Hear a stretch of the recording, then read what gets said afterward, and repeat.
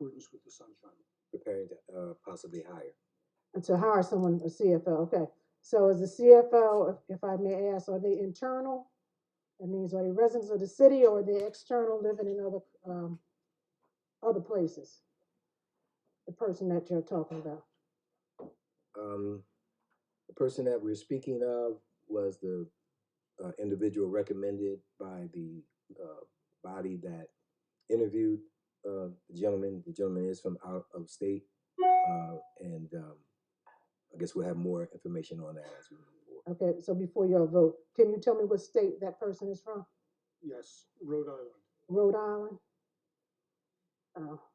So there was nobody in the general tri-state area qualified for that? I know there should have been some individuals internally qualified, but you had to go all the way to Rhode Island to seek a CFL? Okay, thank you. Thank you, Ms. Smith.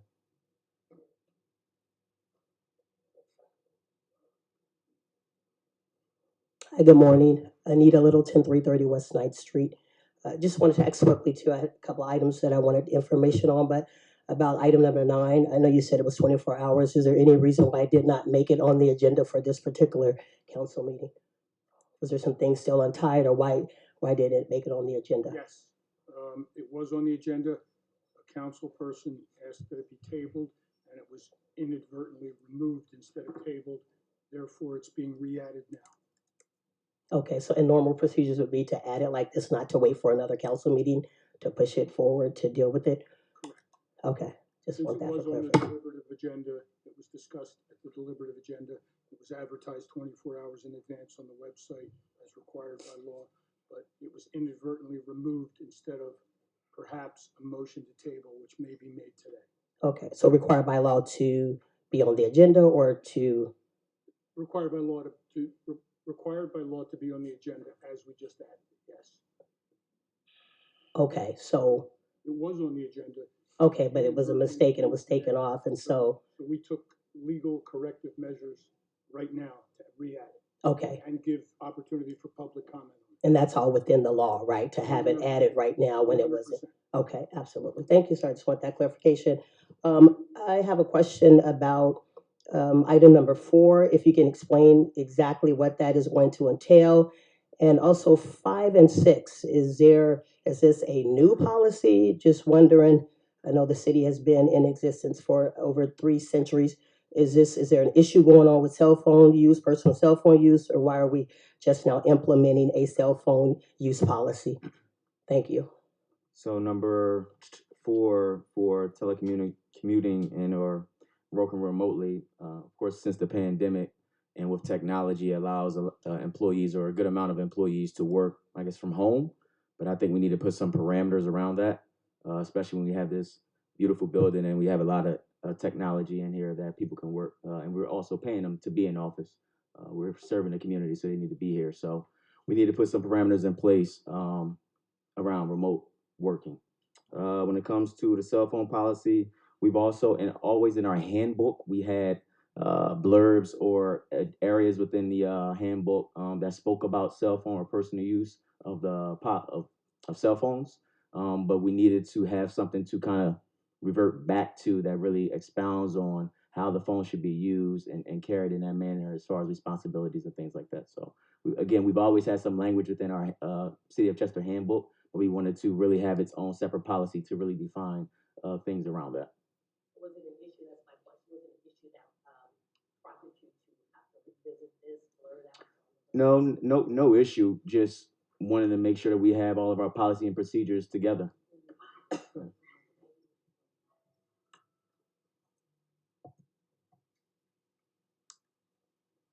Thank you. Madam Clerk? Give me one moment, Mayor. Okay.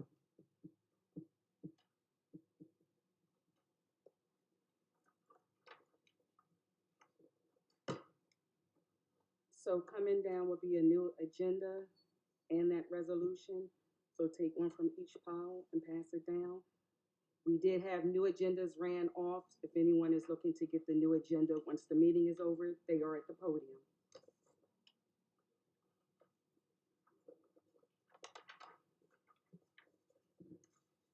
Resolution, whereas the following individuals have requested a handicap parking zone. Number one, Bonacina Emmons, 3006 West 13th Street, Chester, PA, 19013. Number two, James Harris, 311 Taylor Terrace, Chester, PA, 19013. And number three, Derek Smith, 731 Hinkson Street, Chester, PA, 19013. And whereas after a thorough investigation by the Department of Public Works, it has been determined the aforementioned individuals have met all of the required criteria and have a need for said handicap parking zone. Now, therefore, the Council of the City of Chester does resolve that it does hereby authorize the proper city officials to install a handicap parking zone in the 3000 block of West 13th Street, in the 300 block of Taylor Terrace, and the 700 block of Hinkson Street in the city of Chester. So moved. Second. Are there any questions? Madam Clerk? Councilors Williams, Yes. Morgan, Yes. West, Yes. Roots, Yes. Mayor Kirkland. Yes. Resolution, the Council of the City of Chester does resolve that it does hereby appoint Kiara Morales to the position of Director of the Summer Food Service Program effective July 5th, 2023, at the hourly rate of $21.50 per hour with no benefits, not to exceed 37.5 hours per week for the duration of the program ending August 15th, 2023. Further, said position is a seasonal position and is not benefit eligible. So moved. I second. Are there any questions?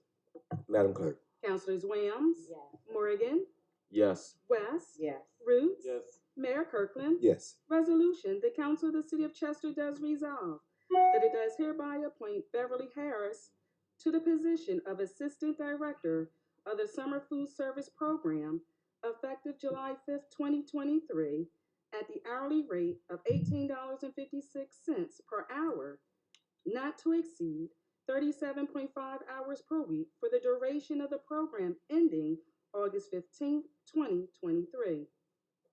Further, said individual is currently an employee of the City of Chester with the title of Crossing Guard Clerk and will have a temporary title change to Assistant Director of Summer Food for the duration of the program.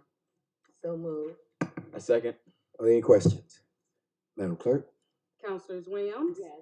Morgan, Yes. West, Yes. Roots, Yes. Mayor Kirkland. Yes. Resolution, whereas the City of Chester is desirous of implementing a telecommuting policy to establish guidelines for all city employees for the purposes of regulation and setting procedures in place for its use. Whereas said policy will allow some employees and positions, but not all employees, to work at home, on the road, or in a satellite location for all or part of their work week. Whereas the City of Chester considers telecommuting to be a viable, flexible work option when both the employee and the city are suited to such an arrangement. Now, therefore, the Council of the City of Chester does resolve that it does hereby adopt the telecommuting policy for all City of Chester employees. Further, this policy will take effect immediately upon the passage of this resolution. Even further, said policy may be changed or updated from time to time as City Council deems necessary. So moved. I second.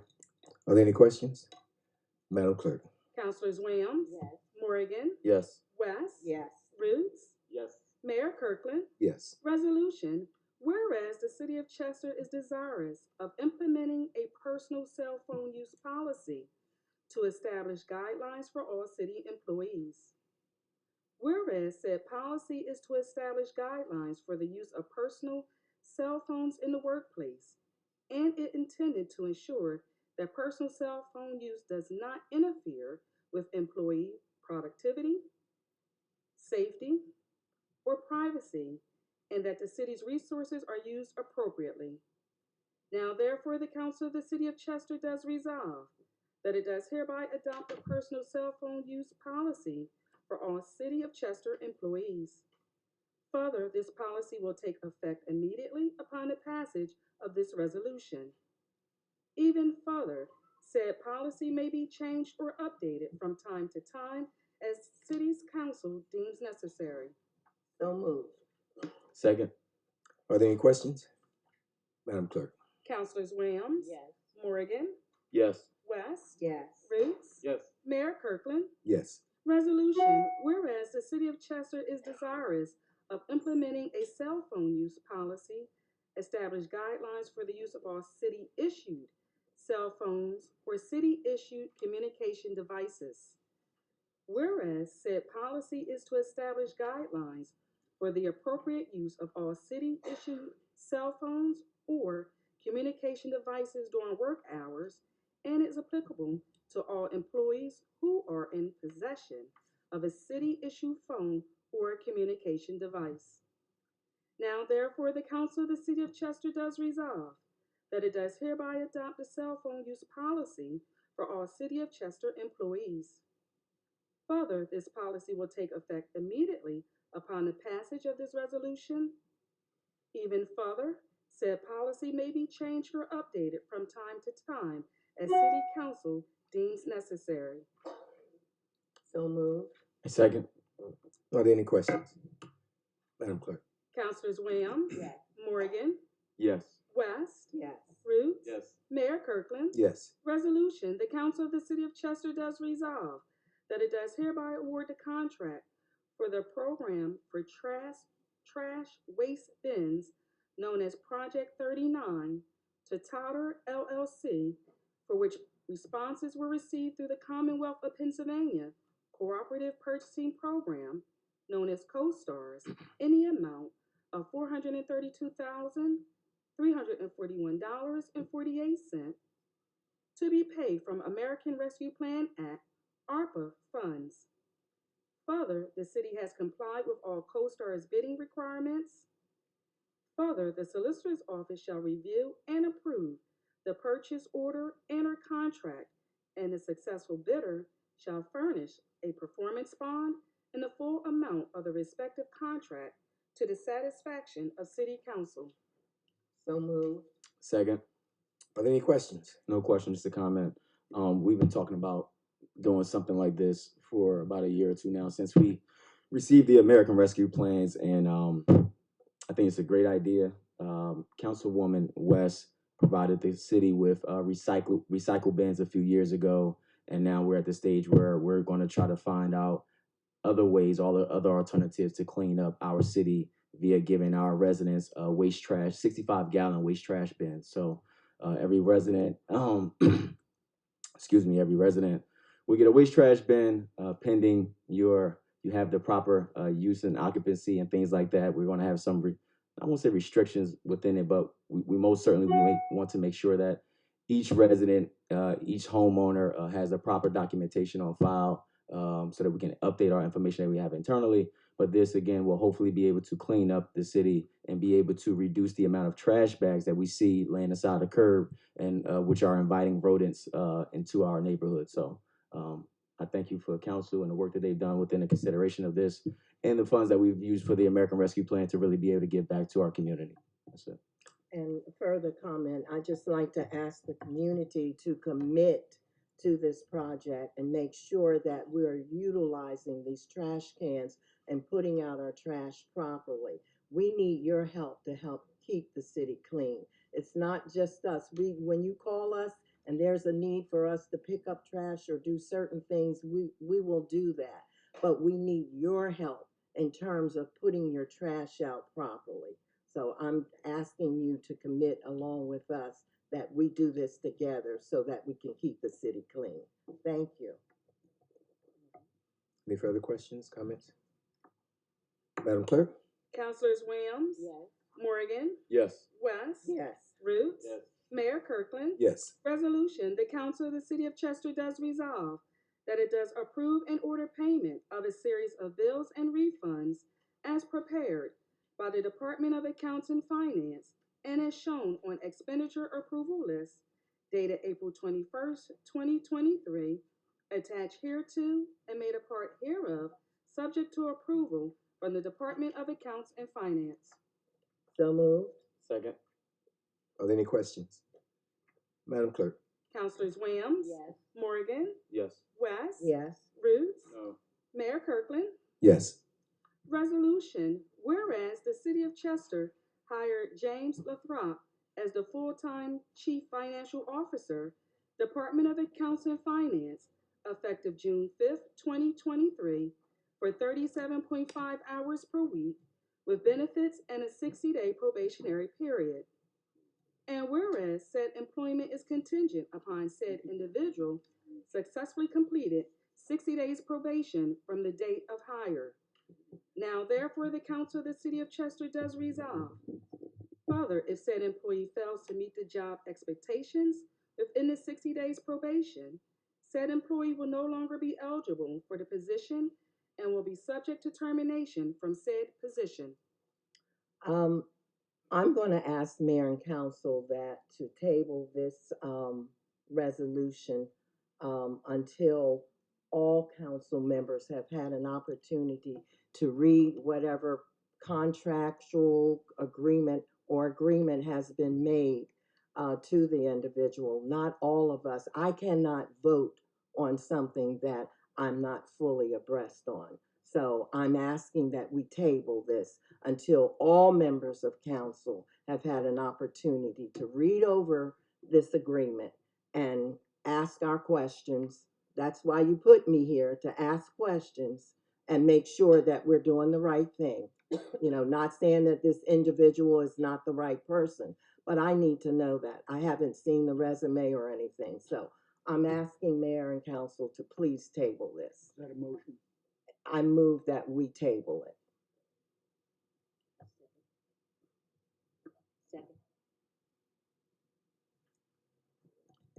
It has been moved and second. Madam Clerk? Councilors Williams? Yes. You okay? Yes. Okay. Morgan? No. West? Yes. Roots? No. Mayor Kirkland? Abstain. Matter of fact, let me go back. I apologize. Let me preface this by saying this. We have an individual in a deputy in the finance office that does an awesome job. It's my understanding in having conversations with our chief of staff that the person that we're possibly bringing in, will be training Ms. Gathers to take over that position. To do my best to be supportive of and not antagonistic of council, but be supportive of our chief operating officer or our chief of staff, I'm going to say yes. I'm sorry. I'm going to say no. Mayor, are you saying yes or are you saying no? No.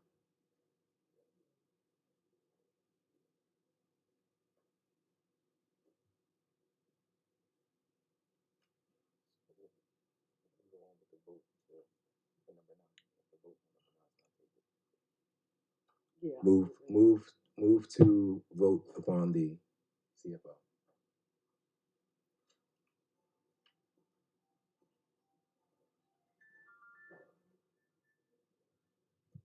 Councilors Williams? Councilwoman, I'm sorry, I didn't hear you.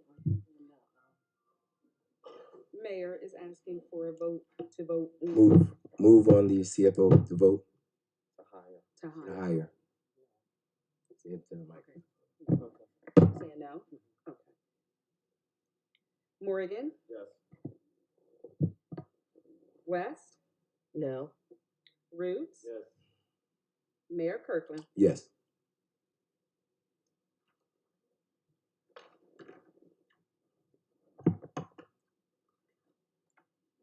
Bill number 10. And did anybody else want to say something before I move on? Everybody good? Okay.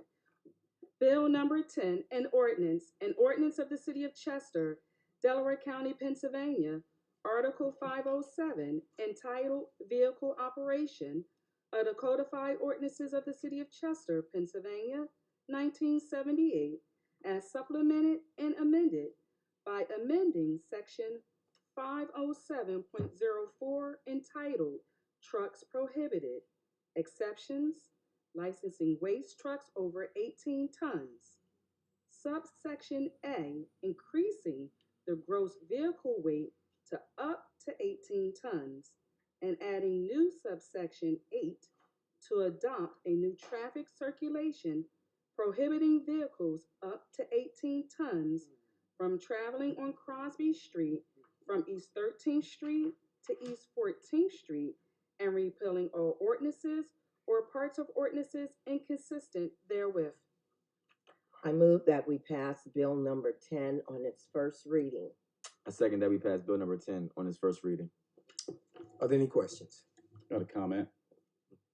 We had spoken the deliberative about changing the language just a little bit with, where would we be? Where we're changing the original language from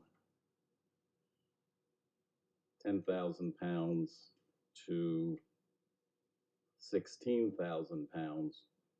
It really didn't matter because the only language we needed here is that trucks would be prohibited over 18 tons. So 10,000 pounds and 16,000 pounds are both below the 18 tons. So I think we agreed, well, we should agree to strike the portion that has 16,000 pounds and just limit it to 18 tons. That is correct. So with that correction, thank you. So what happened, Councilman Roots, this morning I was at deliberative, which I usually don't come to. I saw that nothing had been changed. So for the reading, I just had a few changes on here. So they're gonna fix this once I'm done the meeting. So we make sure we have the correct changes in there. Okay? So should I do this again, that I move that we pass bill number 10 on its first reading with the noted correction? Yes. Mr. Galante? Yeah, just to clarify, we had this conversation, good morning, everybody. We had this conversation at the last meeting. The 18-ton limit is for trash trucks only. So we're allowing trash trucks to get down the block, but the 16,000-pound limit is for any other truck. So if you're not a trash truck, you shouldn't be going down that street. So if we allow 18 tons, we would be letting like tractor trailers get down the block. So the whole point is to prohibit that. So it specifically says on that 18-ton limit to only allow 18 tons for trash and recycling vehicles. That would, yeah.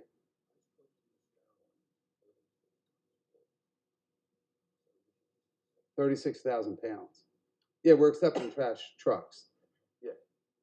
My recommendation is that it read as Mike suggested, with the exception of trash trucks, because my understanding, based on my conversations with Mascaro, is that the trash trucks full exceed 18 tons.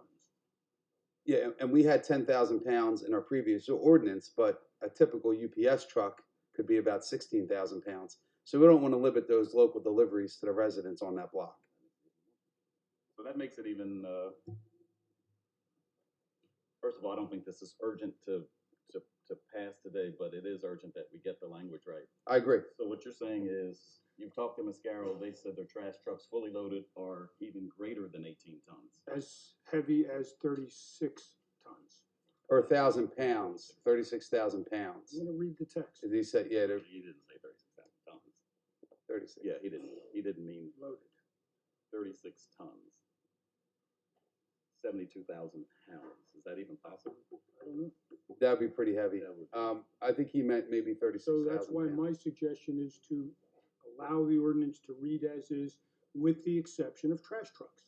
Then you don't have to limit it tonnage-wise for Then trash you know, trucks. I agree with that. I take note. Yeah, that makes Does sense. that make sense? Yeah. In other words, If we're not trying to weigh a trash it truck. limits Yeah. all, it limits all trucks other than trash trucks. Yep. And the maximum Up to truck that is 60,000. Good. Up to 16,000 Yes. pounds. So, 16,000 pounds. so is that language clear, Candace, or not? You want us to? Mike, so when this meeting is over, we need to make sure that the language is correct with the solicitor's office. So this is corrected because I have to advertise this Yep. before the next meeting. You want to So we gotta make sure that we make, I'll get with you right after the meeting. and yeah, we'll- we have to yep. make sure the language is correct because I'm getting this in the paper as soon as Friday if I can, depending on how long this meeting is. Thank you. Okay, thank you. Thank you. So, Madam Clerk, Did we vote after all this conversation or No. we come back to do a vote? we have to. Counselors, did you second, Maria? I did second. We want to move. We have to move it again with the changes. Well, I did say, Yeah, I had already said that I moved that we pass bill number 10 with the noted changes. And I second that. We passed bill number 10 with the noted changes as well. Counselors Williams? Morgan? Yes. West? Yes. Roots? Mayor Kirkland? Yes. Bill number 11, an ordinance of the City of Chester, Delaware County, Pennsylvania, Article 511, entitled Stopping, Standing, and Parking of the Codified Ordinance of the City of Chester, 1978, as supplemented and amended by amending Section 511.11, entitled Overnight Parking of Commercial Vehicles on Residential Streets, to prohibit parking of commercial vehicles within 100 feet. I'm assuming it just says 100 of. Did Mike leave? Mike 100 feet. is 100 feet. Okay. Of any property used partially or completely for residential purposes and repealing all ordinances or parts of ordinances inconsistent therewith. I move that we pass bill number 11 with the noted change, okay, on its first reading. I second that we passed bill number 11 with bill number 11 with the noted changes on its first reading. Are there any questions? I'll comment again. On Monday, didn't we just say we were going to change the word residential to public streets? That was another. dedicated public streets.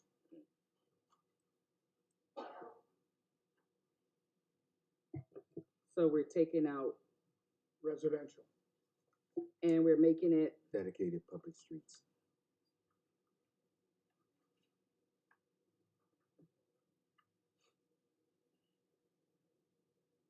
okay. Okay, so I move that we pass bill number 11 with the 2 noted changes on its first reading. I second that we passed bill number 11 with all noted changes on its first reading. Are there any questions? Madam Clerk.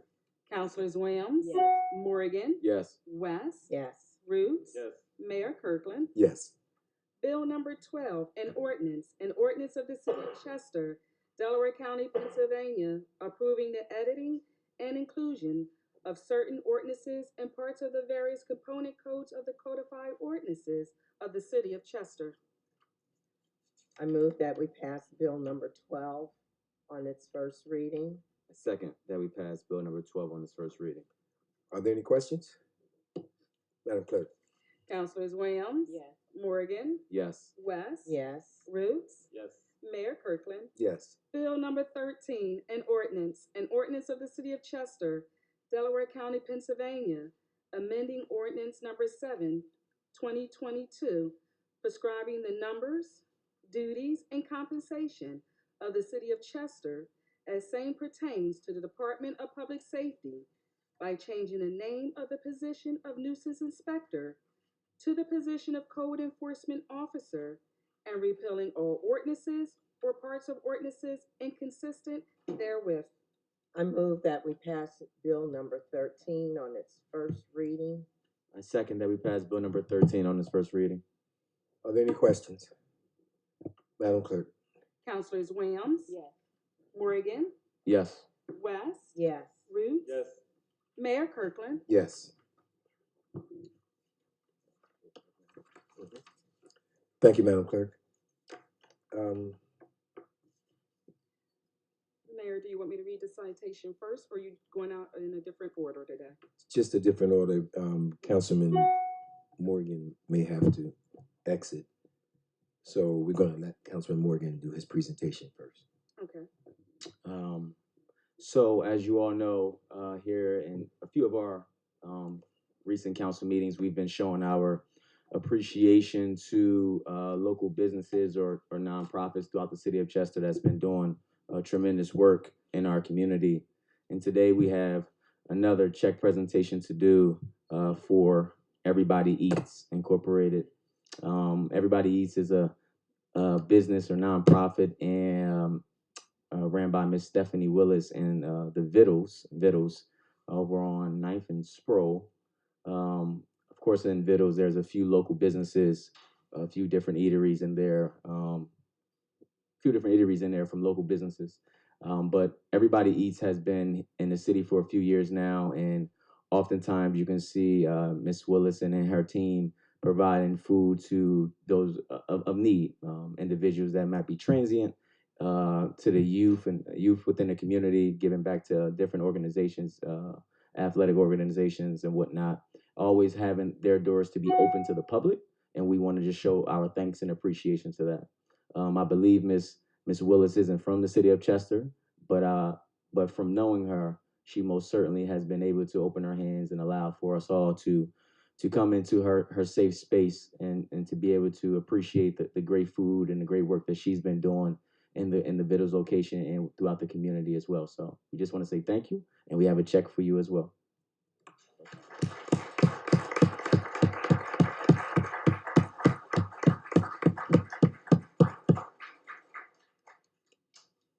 We've been getting some slack on social media for incorrect writings. Oh, what you dollar doing? amount. The phone checks don't cash. The small checks do. It's $8,000.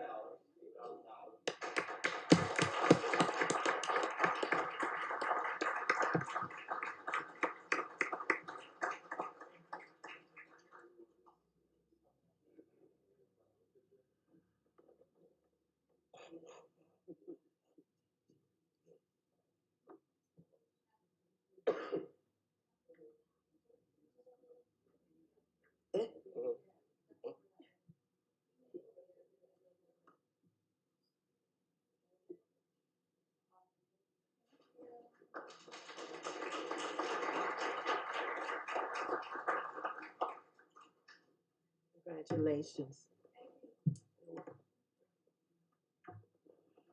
Definitely wasn't prepared to say anything, so I will just say thank you to the city of Chester, to the friends that I've made here, and other community leaders. Thank you guys so much. We really appreciate it, and we hope to continue to serve y'all.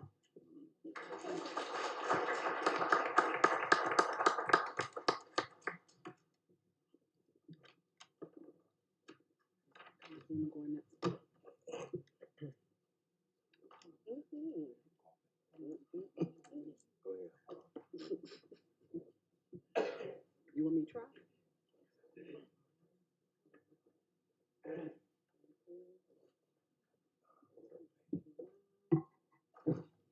The city of Chester has initiated, like to say good morning. Good morning. The city of Chester has initiated a new program for our youth and our police in the city, and they will be conferencing and summiting on how they accept the police and how the police accept them, and that they get to know each other in our neighborhood. And so with the mayor, he had to okay it. I don't know why he's sitting up there like that, but he has to okay everything we do. So we had this program, and my Chester High School students were the first ones in the program. So what our students come up so we could present them with their certification that they know how to respect it.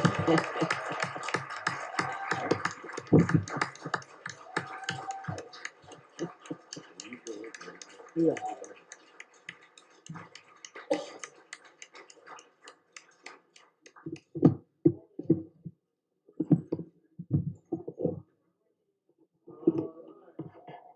We also would like to recognize and thank. Stand right there in the middle, Councilwoman. Stand in the middle. In the middle. We also like to thank and recognize the Boys and Girls Club for being a partner with this, as well as our police department. Commissioner Gresky in his absence, he's at a funeral today, so Officer McLean is going to stand in his stead. It was an awesome event, a lot of turnout and a lot of good questions, a lot of good role playing, and these youth up here deserve this. So we're going to start with Jamil Gathers.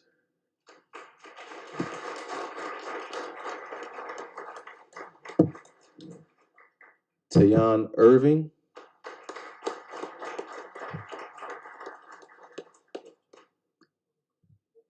Makai Bennett.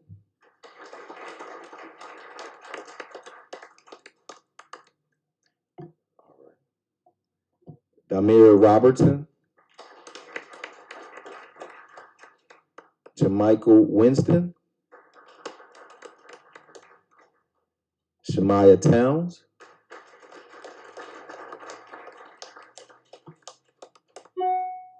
Makai Thomas.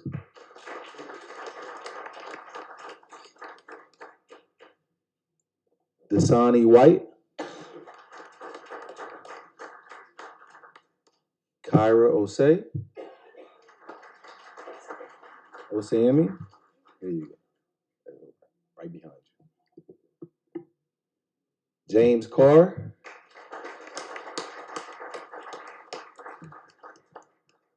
James Carr is an awesome baseball player.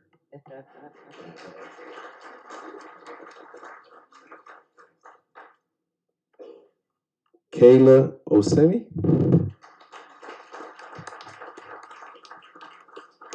And Santos Martinez.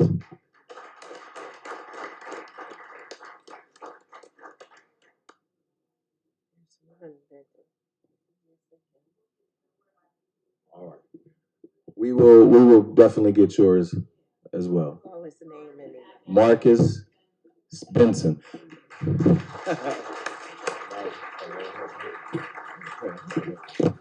Hey, let's give them another round of applause.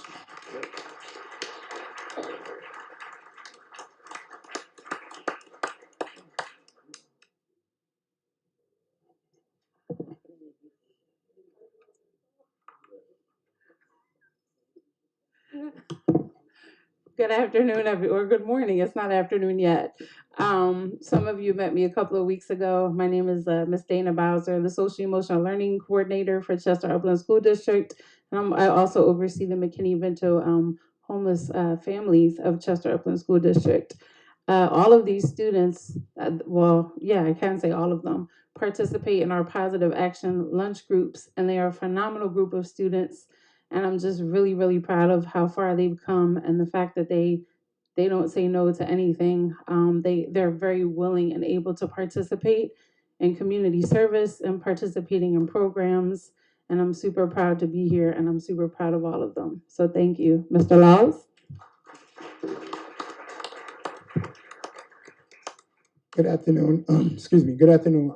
Good afternoon, everyone. My name is Darren Laws. I'm one of the dean of students, and pretty much Ms. Bowser said it all. The most important thing that we have to do as adults in here and working together in organizations is make sure we're leaders for them. We have not just these students, but all of our students engaging in positive, making good choices and decisions because they can put it on their resumes. They can put it on their bios. So not just at the high school, but on the community level.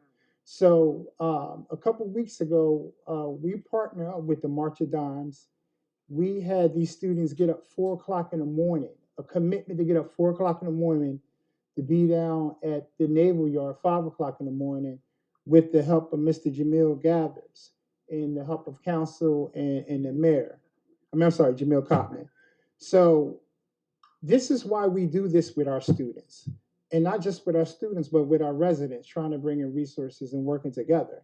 Because if they don't see us getting along, then, you know, we're contradicting ourselves. So that's why it's so important that they know that we care, not just Mr. Laws, but all of us, that we care about them. And yeah, they go to Chester High, and never put your head down and never let no one say that you cannot make it from Chester High. You know, we all can make it. Nobody's going to be a basketball player for life. Nobody's going to be a football player for life. But when you install education to these young folks, that's important. And it was installed from me, to me, not just from my family. Miss Shelton right here, Mr. Shelton. Mr. Shelton, their son, tore my butt up in Columbus if I got out of hand. So I love these guys like they're our own children. Some days they in my office too much, but they know it's nothing but love from all of us. So that's why we have them here. Congratulations, guys. Keep doing well, and the doors will open up for you. Thank you.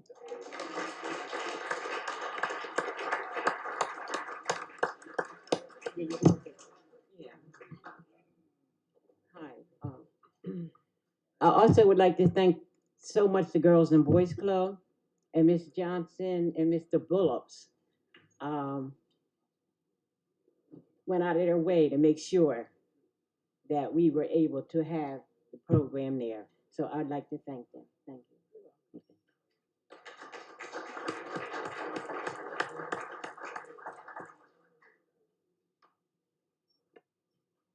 Madam Clerk. They all getting up and leaving, or they good?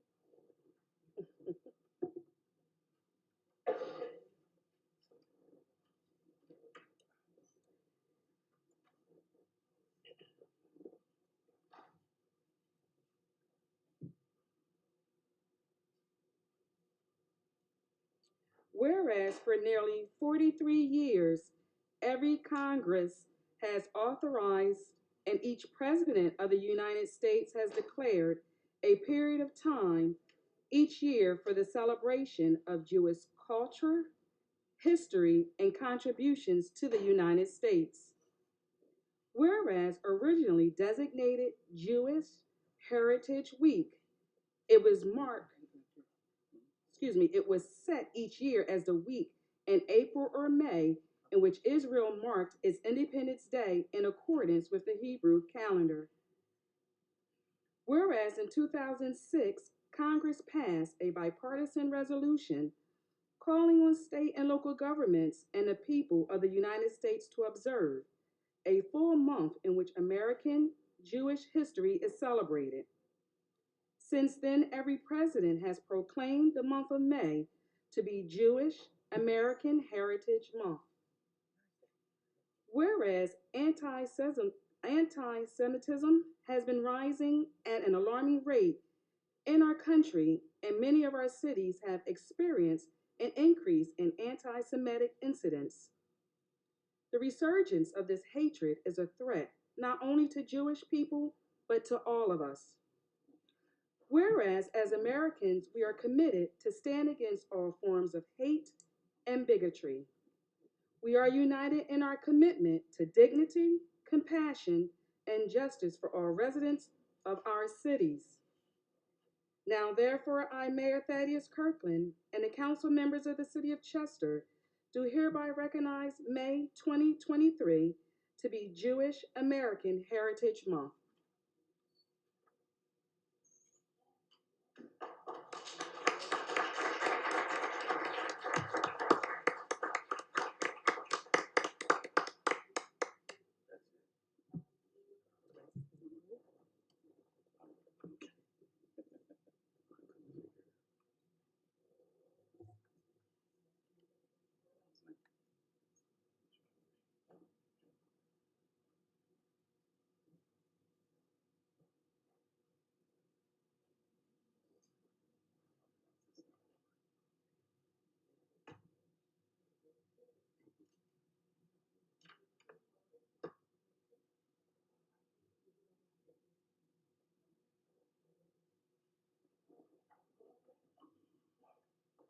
Thank you. Good morning. Morning. I'm Tammy Hertzbach. I serve on the Board of Directors of AJC, which is the American Jewish Committee of Philadelphia in southern New Jersey. It is such an honor to be here today to accept this proclamation from the city of Chester in honor of Jewish American Heritage Month. On behalf of American Jewish Committee, I thank you, Mayor Kirkland, and City Council for recognizing Jewish American Heritage Month and inviting me to be here today. Your partnership as we gather here today is deeply appreciated and most meaningful. And many thanks to Amanda Johnson for coordinating this event. Beyond the headlines, Jewish American Heritage Month provides us with a time to celebrate. This is a time we can proudly take stock of the many contributions made by Jewish Americans. In 1654, before there even was an America, a small group of Jews fleeing persecution in Brazil arrived. This began 369 years of Jews being loyal, patriotic citizens who became essential threads in the fabric of the United States. Those original 23 adults and children were the foundation of an American Jewish community of 6 million today, which represents approximately 2.4% of the American population. We're small, but a significant community. Younger generations may not realize the full extent of Jewish contributions to American society and popular culture. From Ruth Bader Ginsburg and Jerry Seinfeld to Jonas Salk and Irving Berlin. We have a remarkable story to tell, and opportunities and initiatives such as this meaningful proclamation allows us the opportunity to share this story. Unfortunately, because anti-Semitism is rising now, more people need to know who Jews really are and not what others say we are. With all the conspiracy theories floating around and online Jew hatred, American Jewish Heritage Month is the perfect time to separate the truth from fiction. While Jews have always been grateful for the safe harbor provided by America, we have also pushed to ensure it lives up to its ideals and ensures freedom and justice for all. It's one reason that a top organizational priority for AJC is making connections and developing relationships by working in alliance with other ethnic groups and religions, something we are especially proud of here in our region. Jews know what it's like to be vilified and persecuted simply for who you are and how you worship. That is why Jews, as much as anyone, are dedicated to ensuring that hate has no safe harbor in this nation, in Pennsylvania, and right here in our community. So, to conclude, again, I want to thank the City of Chester for officially recognizing May as Jewish American Heritage Month. AJC and the Jewish community is so very grateful. Thank you.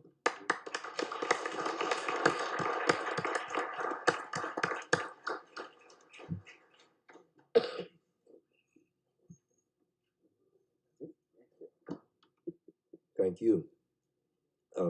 Ms. King, do we have a presentation? Good morning. Good morning. According to the Pennsylvania Department of Health, there has been one positive COVID case reported in Chester since the last council meeting on April 26th. Research experts believe that the number of positive cases is undercounted due to at-home testing and residents who have mild symptoms that do not get tested. The national COVID-19 health emergency will be ending on Thursday, May 11th. COVID-19 vaccine access is likely to remain unaffected for now. The Department of Health and Human Services will maintain its commitment to maximizing access to COVID-19 vaccines. COVID-19 at-home tests may no longer be covered by insurance. You can find no-cost vaccine testing locations at testinglocator.cdc.gov. Governor Josh Shapiro signed the first bill in our country that requires insurance companies to cover the costs of preventative cancer screenings for women at high risk of ovarian and breast cancer. We encourage everyone to consider getting the vaccine and booster shot if you haven't already. There is a vaccine, booster, flu, and shingle shot clinic today, Wednesday, May 10th, from 11 to 1 in the City Hall computer room. City Hall is offering free blood pressure screenings on Wednesday, May 17th, from 11 to 1 p.m. in the lobby. We still have some appointments available for the VSP Vision Care Program on June 29th and 30th. To schedule an appointment, please contact Rosetta Carter at 610-447-7700, extension 7955. Additionally, on Thursday, June 29th, the Chester City Health Department, Save Your Souls, and the Chester Environmental Partnership will host a diabetes luncheon from 11 to 2 in the Chester City Hall community room. Finally, COVID-19 home tests and Narcan can be picked up on the tables downstairs. Thank you. Thank you, Ms. King. Thank you, Ms. King. And just to be clear, that one COVID case is not me. Sinuses and congestion. Back up here once again, Darren Law, 719 Irvington Place. So, excuse me. I thought it was very important to recognize a young man that I have known for about 48 years that's doing amazing work in this community, not just in Chester, but all over the Delaware Valley. But he's grassroots in Chester. And everyone know Reese Brown. Reese Brown went to IUP. He was the All-American there. He played football. We played football, but we never forgot about our vision and forgot about our grassroots, giving back, to Chester and coming back. Reese have done a lot in all types of organizations with the Boys and Girls Club, our HBC tour, which we had about 36 students get accepted to school. Reese did a donation there. So I thought it was very important to have Reese and his family out here to receive this award from a grassroots program, Team Strive, in the city of Chester. So Reese, I would like to have you come up here so we can present you with this award along with your collaboration and the hard work that you do.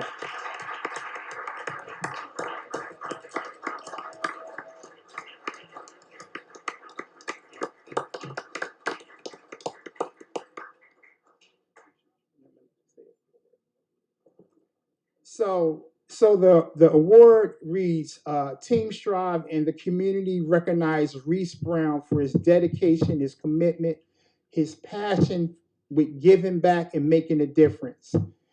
Team Strive and the city of Chester and the residents, along with the mayor and council, would like to recognize you and thank you for all that you do. And I love Reese as a brother.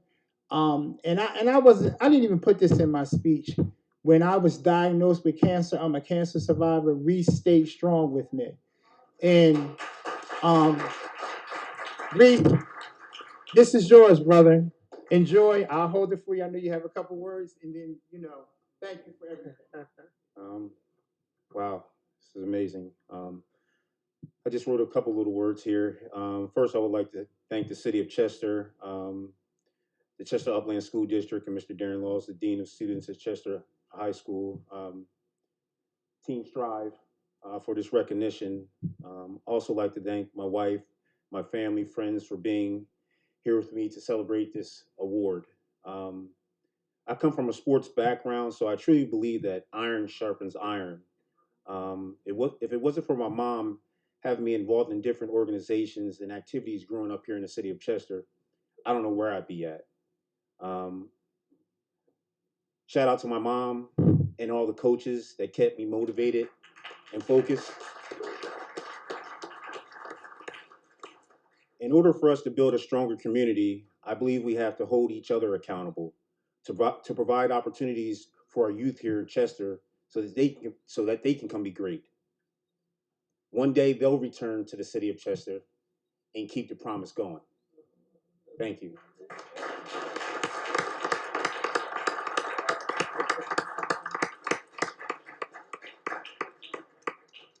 And I'll apologize. I forgot to add. Reese probably had over 15 students that graduated that went on to the next level in college. So he does a lot, in the community and stuff like that.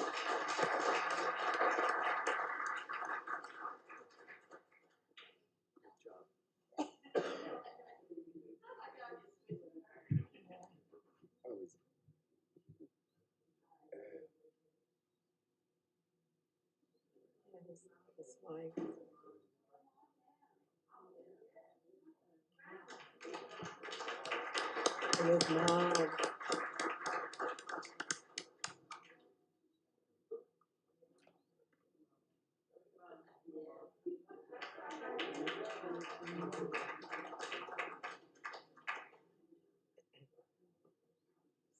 We got the family here today.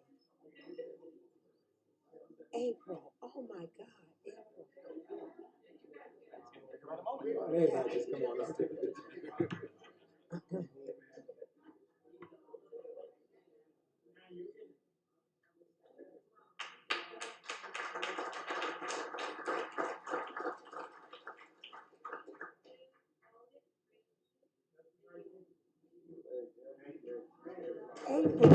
April.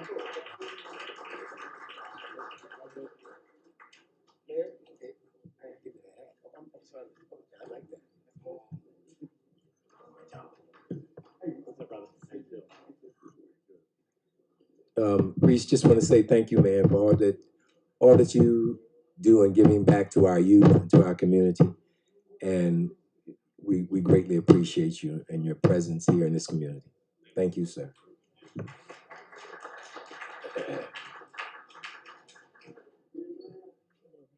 That it? I didn't know that. He jumped out of nowhere. We're now going to thank you, young people. Keep up the good work.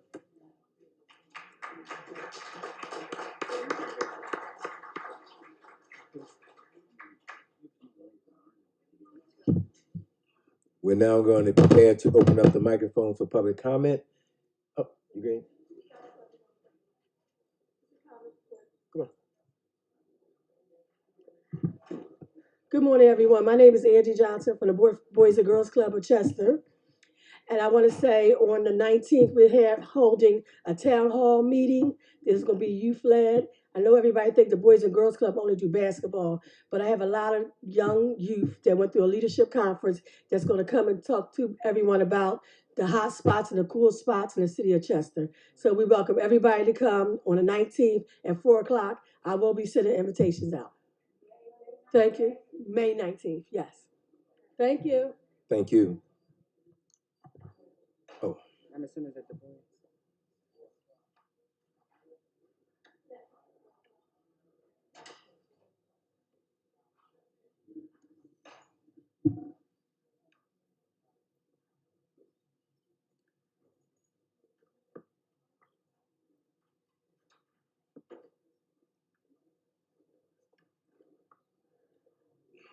Mr. Nelson.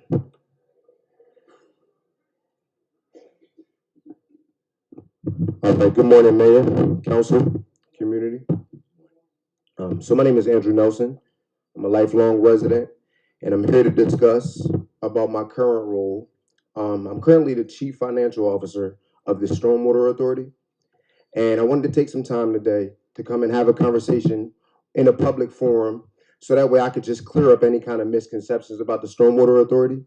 And my ultimate goal is to see to it that our work that we've done doesn't get mixed up in political battles. So I first want to start off by talking about why the Stormwater Authority got established. So it was a mandate from the EPA, the Environmental Protection Agency, saying that the city of Chester was dumping illegal toxins into the Delaware River as a result of the lack of our stormwater management.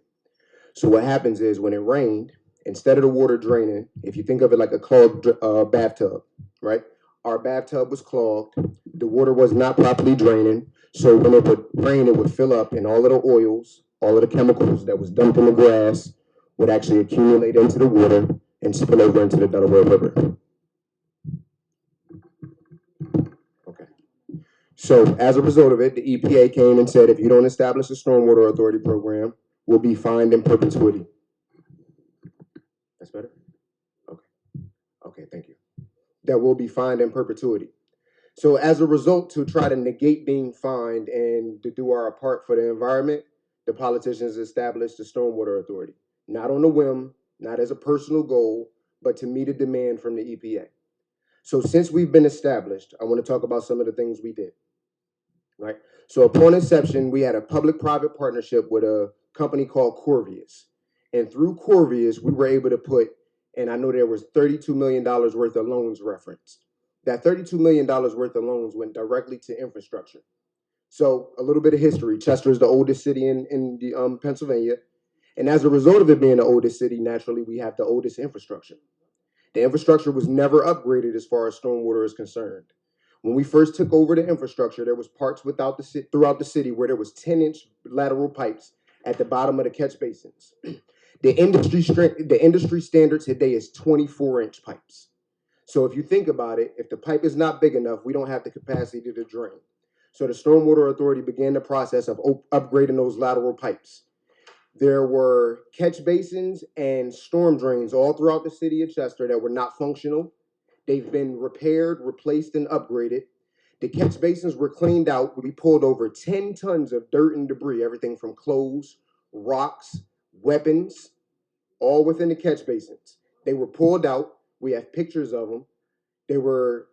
They have filters at the bottom of the catch basin that was replaced. I mentioned about upgrading the lateral pipes. And then the last part of the construction management was creating outfalls. Chester, still being the oldest city with the oldest infrastructure, was operating off of what we call a combined sewer system. The logic of that system does not make sense, but if we can understand that it was created in the 1800s. So as we moved on today, the problem with the combined sewer system is that when it rains, all of the rainwater goes into the sewage system, and then that rainwater is being treated even though it's cleaned, and it increased the cost. So we were able to separate from the combined sewer system at multiple parts and then create independent outfalls that went into the Delaware River with clean stormwater. So $32 million, absolutely, but that $32 million went directly into the infrastructure of the city, the oldest city, and one that had been neglected as far as stormwater is concerned. So some of the major accomplishments, right? We hear all of this stuff, but we don't know what it looks like. In 2001, Hurricane Ida hit this region, and it was very, very, very detrimental, the impact that it had. I don't know if you guys recall, but the Vine Expressway in Philadelphia was flooded all the way up to the signs. You guys remember seeing that? Yeah.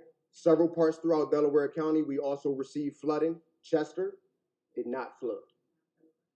That was as a result of the work that was done to the stormwater infrastructure. Had it not have been done, I can only imagine the impact and the damage that it would have been for the residents. So in addition to those upgrades with the lateral pipes, the outfalls, and the catch basins, we also did work at Memorial Park and Eyre Park. We installed catch basins as well as stormwater infrastructure along the sides of Memorial Park on 9th Street. That assisted with the draining in one of the highest flooding areas in the city.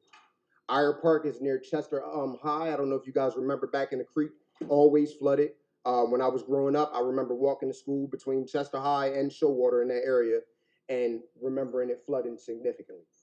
We also did work throughout all of the communities. There were parts on the west side, there were parts on the east side where we installed stormwater infrastructure. It's a likely chance in the last 4 years, if you saw the ground cracked up, it's a likely chance that that was work from the Stormwater Authority. So although we did accumulate a lot of debt, because stormwater infrastructure upgrades are not free, they're not free at all. It was a necessary evil to ensure that our community was draining the proper way. And although to realize the result is not necessarily slapped in your face, over time you realize it with less flooding. We've been meeting the EPA requirements. We've met all of our financial requirements. We're required to get financially audited every year. We're up to date on all of our audits. We're transparent with all of the information and how we spend our money. So I just wanted to address that. Because again, I think oftentimes when we have political battles, real information gets lost. Can we all agree with that? And I just wanted to make sure that as a result of everything that was going on, I wanted to go on the record and have a conversation and communicate with the people directly to appeal to your hearts and minds and help you understand the actual work that we're doing. The goal is absolutely for the community. Now, furthermore, in the community, we're the only authority that does direct work specifically for community engagement and building. We've donated money to Chester Biddy League. We've donated money to organizations that teach youth on how to create and manage stormwater infrastructure. We've donated to organizations all throughout the community for feeding, for activities such as Chester Fest and in the past, not Chester Fest, what was it called before? I can't remember. I think it might have been Chester Fest. But in the past, our past community events that we had yearly, we made donations to that as well, just to ensure and see that the residents are able to share in our growth and development. We're managed by the Municipal Authorities Act, and as far as the Municipal Authorities Act is concerned, we've met every guideline as far as how we handle our money and as far as how we handle our projects. So I just wanted to make sure that that was on the record and it was communicated directly from myself. Again, my name is Andrew Nelson. I'm the Chief Financial Officer of the Stormwater Authority. And more importantly, I'm a community resident here and I care.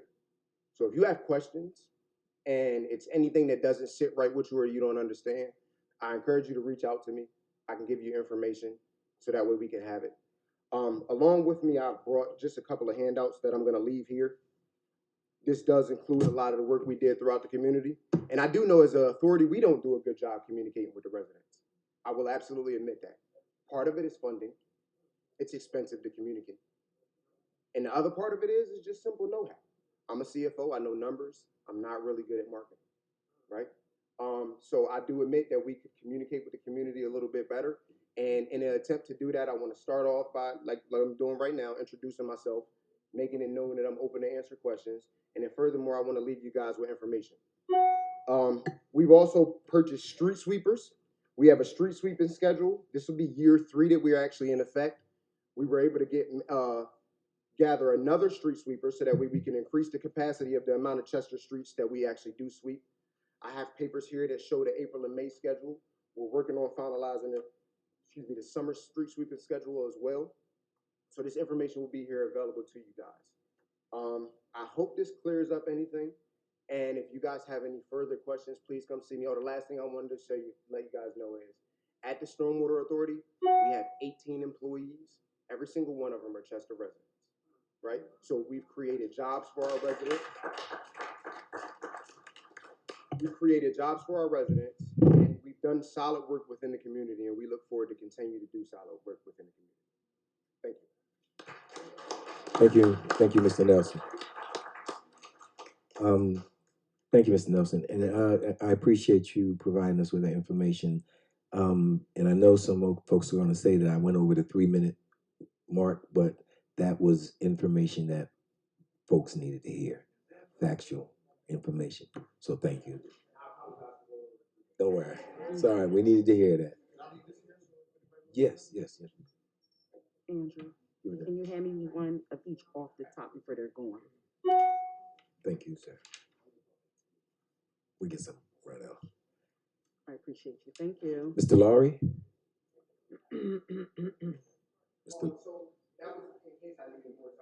Oh. So I'm assuming Kenneth Thompson was with you too, huh? Yes, Kenneth Thompson. Yeah. Miss Williams?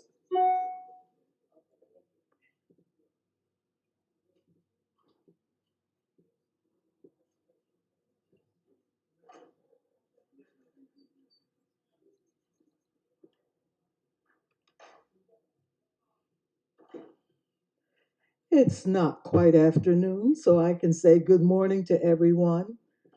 And I'm sorry that all of our youth had to leave, but I know they have to go back to school because what I wanted to say is for them also.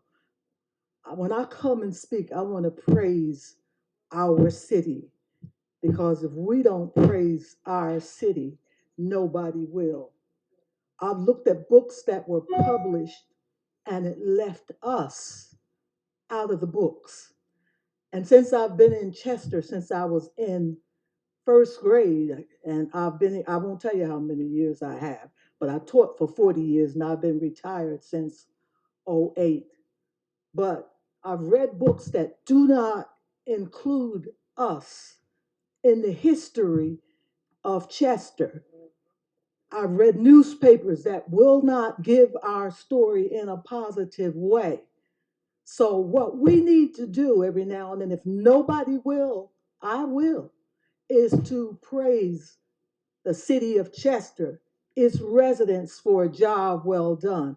You can see that as our youth came up. Had it been something negative, the papers would have been all over this meeting and would have put it in. There are a number of organizations in Chester that do great work. I won't name them all because they're numerous. But one thing I know, they don't get the recognition they should. And they do the work. But other folks can come in Chester, pick up a piece of paper, and they're recognized in news and etc. So I want Chester residents to start learning to praise our city for its accomplishments because we are somebody, we are great, and we do a great work. If nobody else writes our story, we should be the ones to write it. Thank you.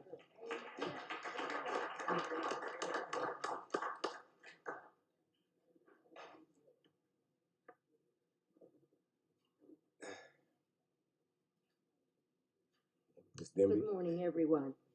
Morning. I want to first give regards to Mayor Kirkland and his entire staff. I also want you to know that I'm a native of Chester. I was born here. And one of the last times I came here and spoke about anything, I said, I'm back. Well, I'm back again. And I'm back this time. You heard the movie Mad Black Woman? I'm the mad black woman. Because I have not been out in the public does not mean I have not kept up or followed what goes on in Chester. And that's why I am the mad black woman. Things didn't just start happening when Mayor Kirkland came into office. I was with him before he became the mayor. And I'm going to stay with him. Doesn't matter who likes it or doesn't like it. I have always said, tell the truth about Chester. Chester didn't just start getting this way. It has been getting this way all of my life. And I am now 88 years old. Looking at me, obviously, I have a vision problem. It's called low vision. Not blind, but I've lost some vision. My mind is still in great shape. I'm fairly well educated. I'm a licensed ordained minister with a doctoral degree in theology.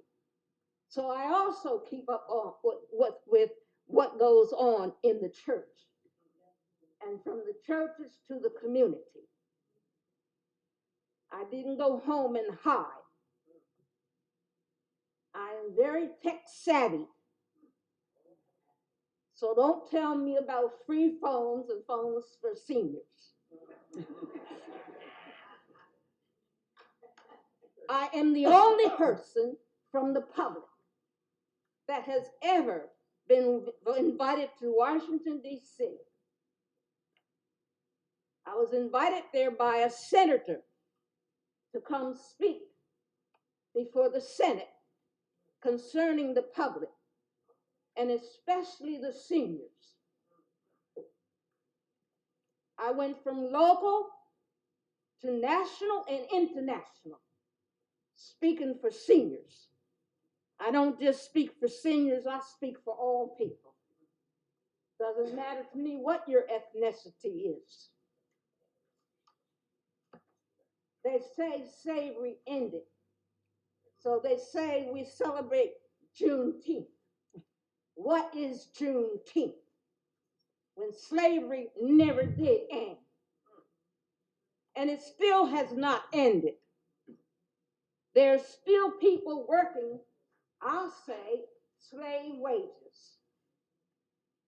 There's still people being discriminated against. Segregation is still going on, and it's very strong. And as Black people, what's wrong with us? Don't know how to work together?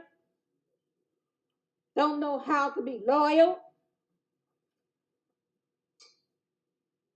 I'm thankful for some of the things that some entities have done for us in Chester.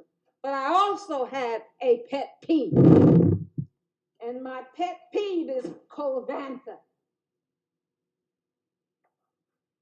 Covanta has offered a few good things recently to help Chester, but that's a bit late. Because Covanta has messed up person's health. For a period of time, I moved out of Chester. And when I come back, I did not have asthma. But after being here for a while, my physician let me know, you have asthma. And my reply was, no, I don't. She said, oh, yes, you do.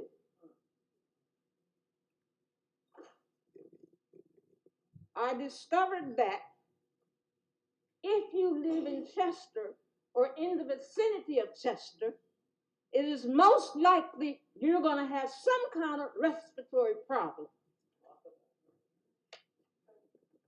Very few people live here that don't have a respiratory problem of some type. And that's one of the reasons I'm a bland, mad Black woman. Thankful that Covanta is doing a few things now, but it's too late, as I said. Some lives have been disturbed and some even destroyed.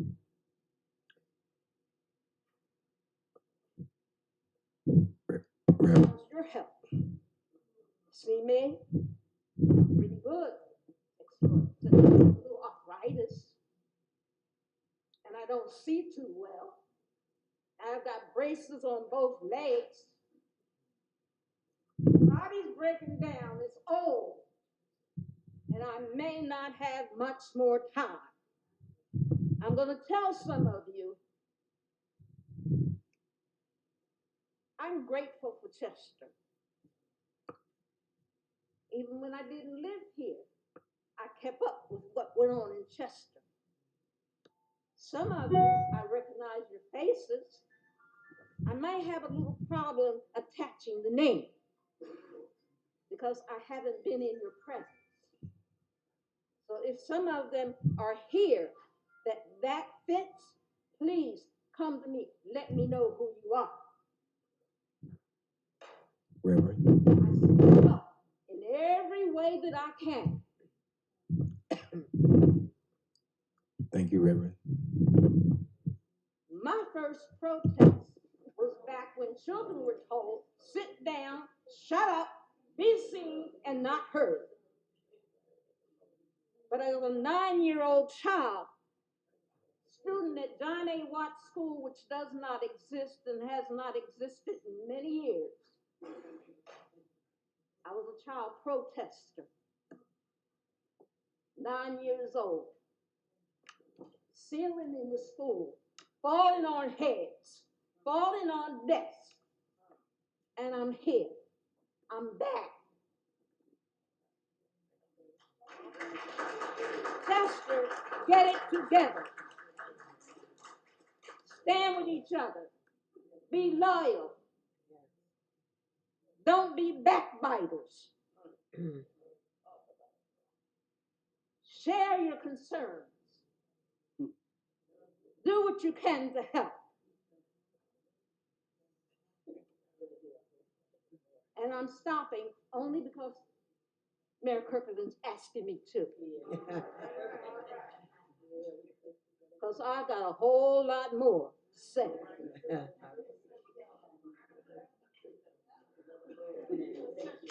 I congratulate the young people for stepping up and carrying up.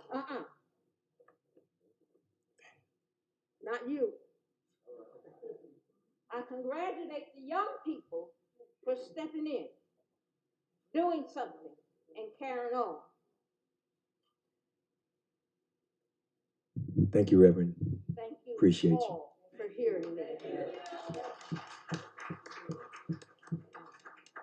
Appreciate you. Mr. Shelton, where'd he go? I think he might have went to the restroom. Mrs. Shelton?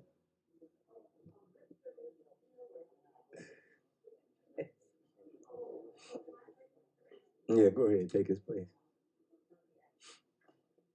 My name is Dolores Shelton, and anyway, John will be back later.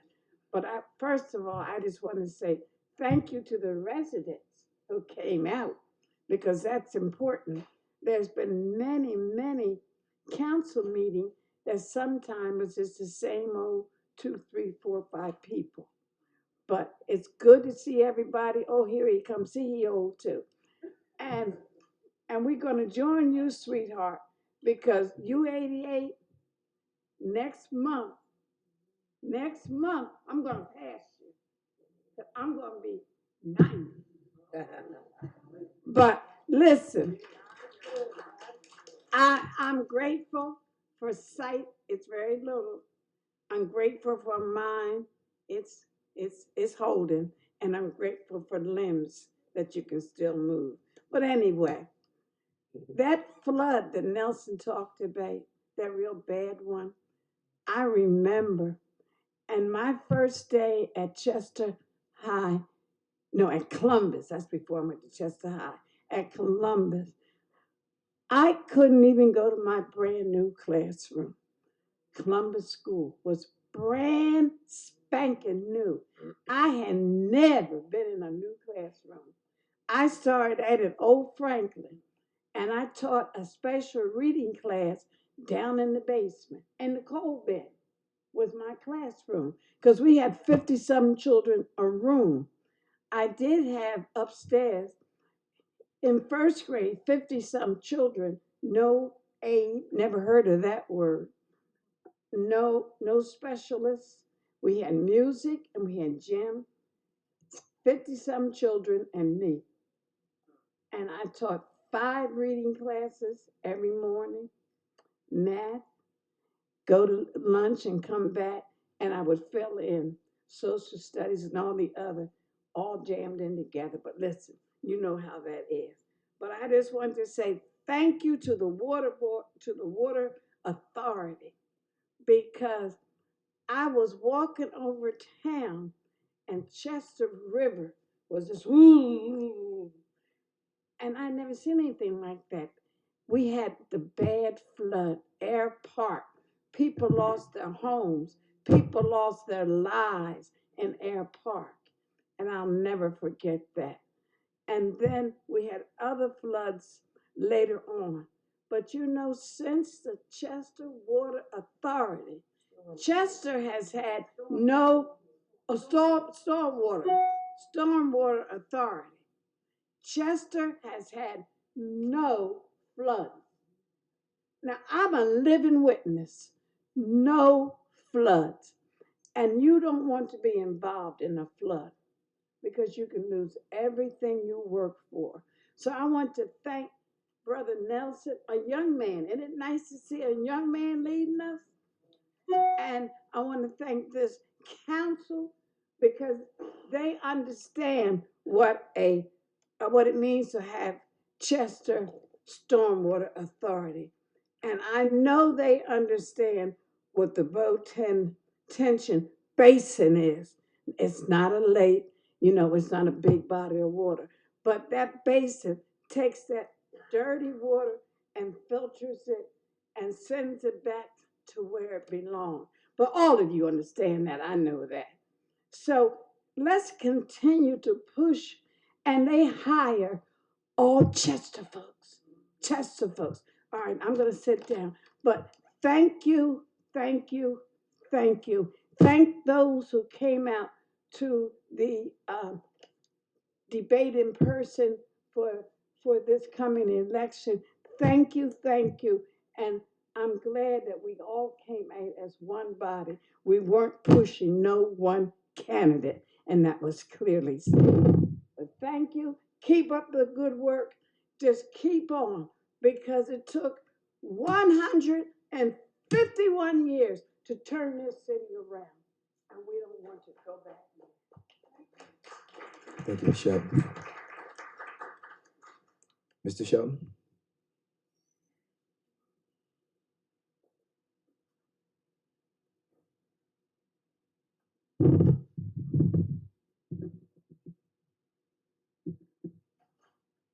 Good afternoon, Mayor, Council. Good afternoon. And everybody here representing somebody and themselves.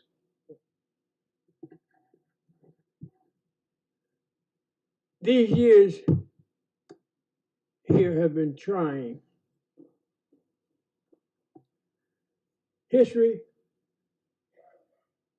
I've got history that you all, most of you wouldn't even believe. Lived it, worked on it, worked with it, worked for it, while working for us. Have given my life here. Traveled all over the world, been blessed by God.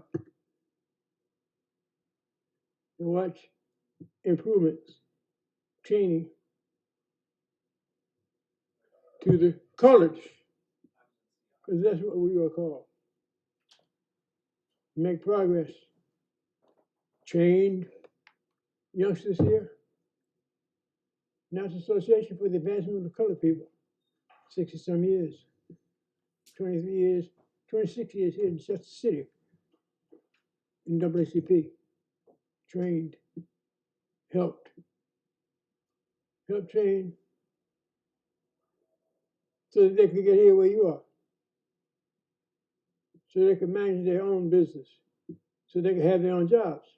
When we lost jobs, we helped train our own to get jobs. The most significant thing is to manage, created by council and the government, to improve the flood.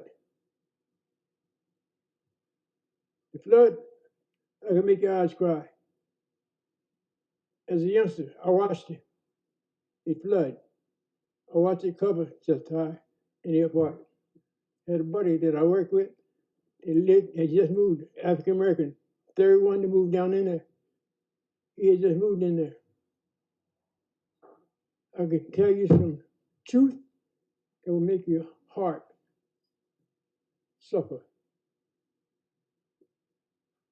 But we, Stormwater Authority, was able to go in and change that. That was God's work. Wasn't mine, wasn't yours. The pieces that have come out of it, totally successful. People say they don't know They didn't know, didn't understand. You couldn't explain that to the regular citizenry, to the regular taxpayer. Difficult to explain. Everybody thought it was another tax. They're going a lot of ways with it. But we are blessed. And those that don't know it, even yet, please find out. Please go find out. Please learn.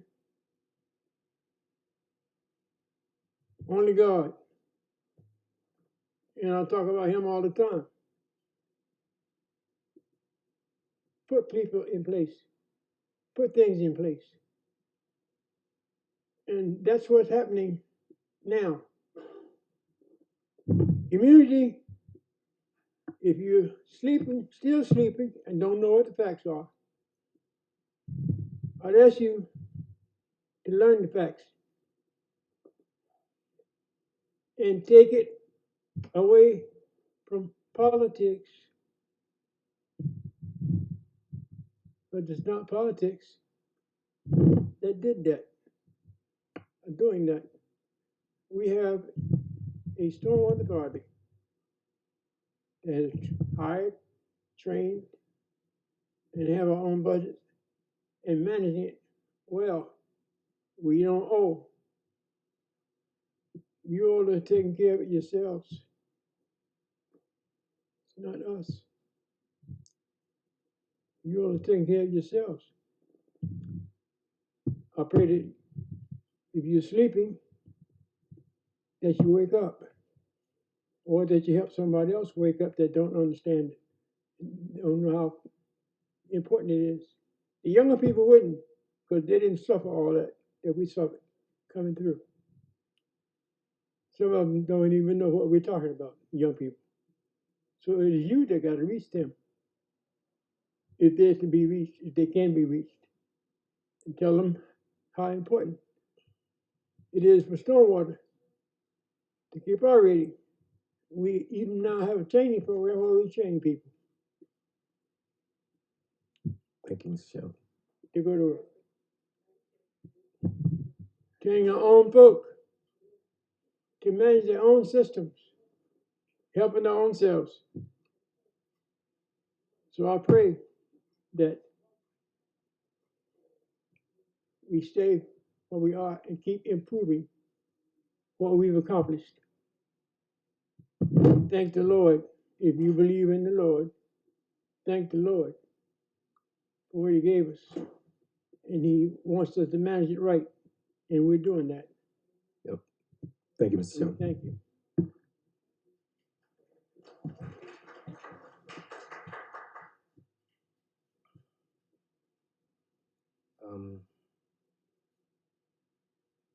Mr. Morgan, Frank, Mr. Morgan?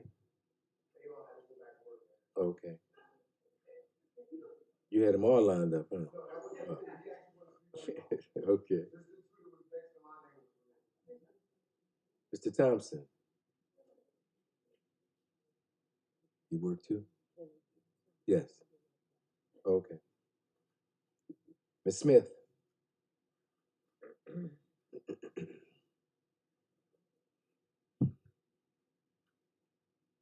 I don't know if that clock is right or not, but hello. No, right. It's not right. It's afternoon. I want to say good afternoon. It's still whatever time of day it is.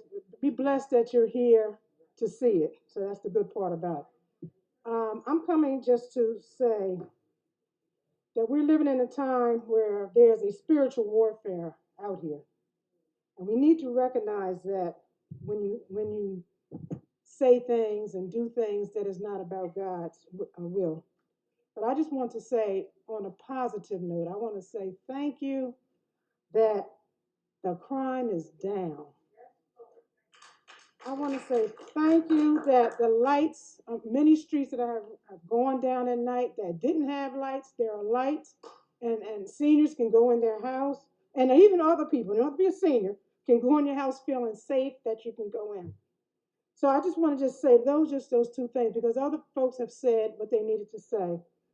But we just need to make sure that the city that we live in, that we love, is going to be in a good position to do what is said, thus saith the Lord. Now, I just want to just say one thing about industries. There are multiple industries on that waterfront. Covanta is not the only industry that has pollutants. You have the I-95, 291, Monroe, PQ, the one that waste, whatever the other one is called, his employer, Delcor. They all emit.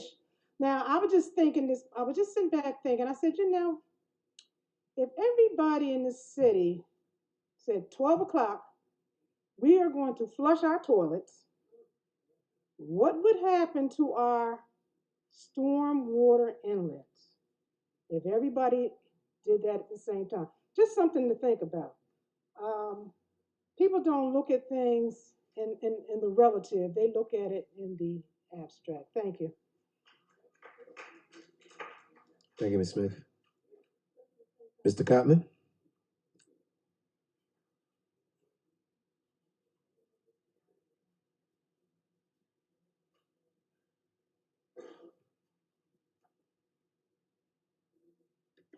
Good morning, Mayor, City Council. Good morning. I'm here today on two different behalves. One is, if we don't know it or not, they are trying to rewrite the history book on Rosa Parks' story. And they trying to do the three different versions of what she have done. We better realize that they're trying to rewrite our own history because we're not even getting our opportunity to do so because we were wiping ourselves away. The other part is we're doing, Team Stride is doing Ball Against Violence. I want to continue to push it because it's a big event that we're pushing within the city limits. That we're not only going to do it for just the city, we're bringing people from Philadelphia, Jersey, Delaware, New York. We're bringing different teams down here to make this one big event because violence is a major thing. Even though our violence is down, no violence is a good thing compared to we have our violence down. We don't want no violence here. We're losing our youth day by day by day on different levels of life. We don't want our youth to be incarcerated. We don't want our youth to be away from our family or be in a cemetery. So Ball Against Violence is one major thing that we're pushing, that we're going to continue to push. We just pushed on a teen summit. That was a beautiful event at the local 413. Now we're pushing Ball Against Violence, like I said, with Teen Stride. It's going to be a big event, June the 3rd. Please come out. If y'all are not busy, it's from 11 to 7. And like I said, we even have a big surprise that's going to be down there on that day also. Like I said, it's going to be a great event. It's after Election Day. Everybody should be mellowed down by that time. But please come out. If we have flyers, we have flyers. So please come out and enjoy yourself. And like I said, we have a big event that everyone is saying, well, why everybody, we should have been doing these. Guess what? Teen Stride is going to be doing a lot of different things within the city. We all grassroots from the city. So we will be doing a whole lot of different things here in the city. And like I said, thank the city for giving us a permit to do these things. Hopefully y'all can come out and help out or anything else. We are dealing with, we have volunteers from the high school. We even partnered with Widener College. That was a major thing to come out and film the event for us for free and make a documentary of the event. So like I said, please come out and enjoy yourself. And like I said, thank y'all. Thank you, Mr. Cotman. Mr. Littleton?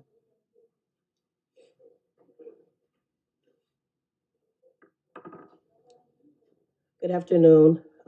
Afternoon. I just want to, ahead of time, say I may need a little bit more than 3 minutes. I only had a few, but looks like we're allowing people a little bit more. So if I go over, I hope that's going to be okay today, sir. I'll work with you. Okay. That's a good start. I like that. All righty.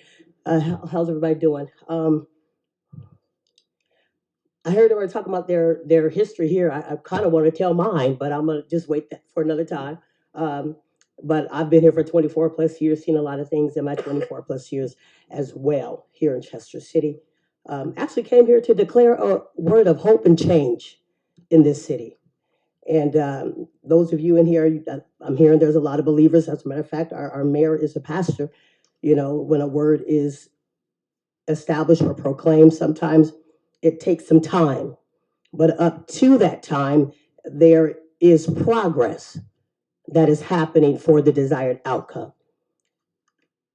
With all that, I just want to say this. I'm going to stick with my questions here because I, too, am concerned about Chester City, especially that he interrupted my life to come here to declare this word and to help be a part of bringing this word to pass in Chester City. And so I question him about a lot of things. I absolutely do, but I know that ultimately he has ultimate control of what's going to happen here in Chester City. I just want to say that for the record. But Mayor, you were in a previous article in the Inquirer, you stated that bankruptcy filing is not the direction that we wanted to go. And I would like to ask you and the council, assuming that you're talking about we, if that is not the direction, what is the direction that you wanted to go? And was things taken or implemented to go the direction that whatever you're implying that you guys wanted to go? And I would like for all of council to answer that. If we does represent all of council, okay? Because if there was another direction, I would have hoped that we would have took it. Bankruptcy is not a thing that we want. Excuse me? Ms. Littleton, now, can you back away a little bit? Oh, I'm sorry. When I Yes. listen back to the tape, I don't Got hear you. nothing Okay, you yep, and I said. do have a. That's all right. Thank Yeah, you. thank you. I appreciate that. So bankruptcy would not have been the route I would have wanted to take. As a resident, I was concerned about bankruptcy. And I was told that this would probably be a good thing for Chester City. But I know I did research on bankruptcies. I know what they do. And we had the receiver. And my hopes is we could have avoided that. And so I would like to know what steps were taken and what was the fight to avoid us from going to such a drastic place like bankruptcy, being that we knew the history of this city, where we were and the things that had taken place. And I do know, and for the record, it is true that we have been in financial trouble. I don't think as residents we knew clearly how bad of financial troubles we were in. But I would think that every leadership, and I've been under 3 administrations, 2 Democrats and 1 Republican.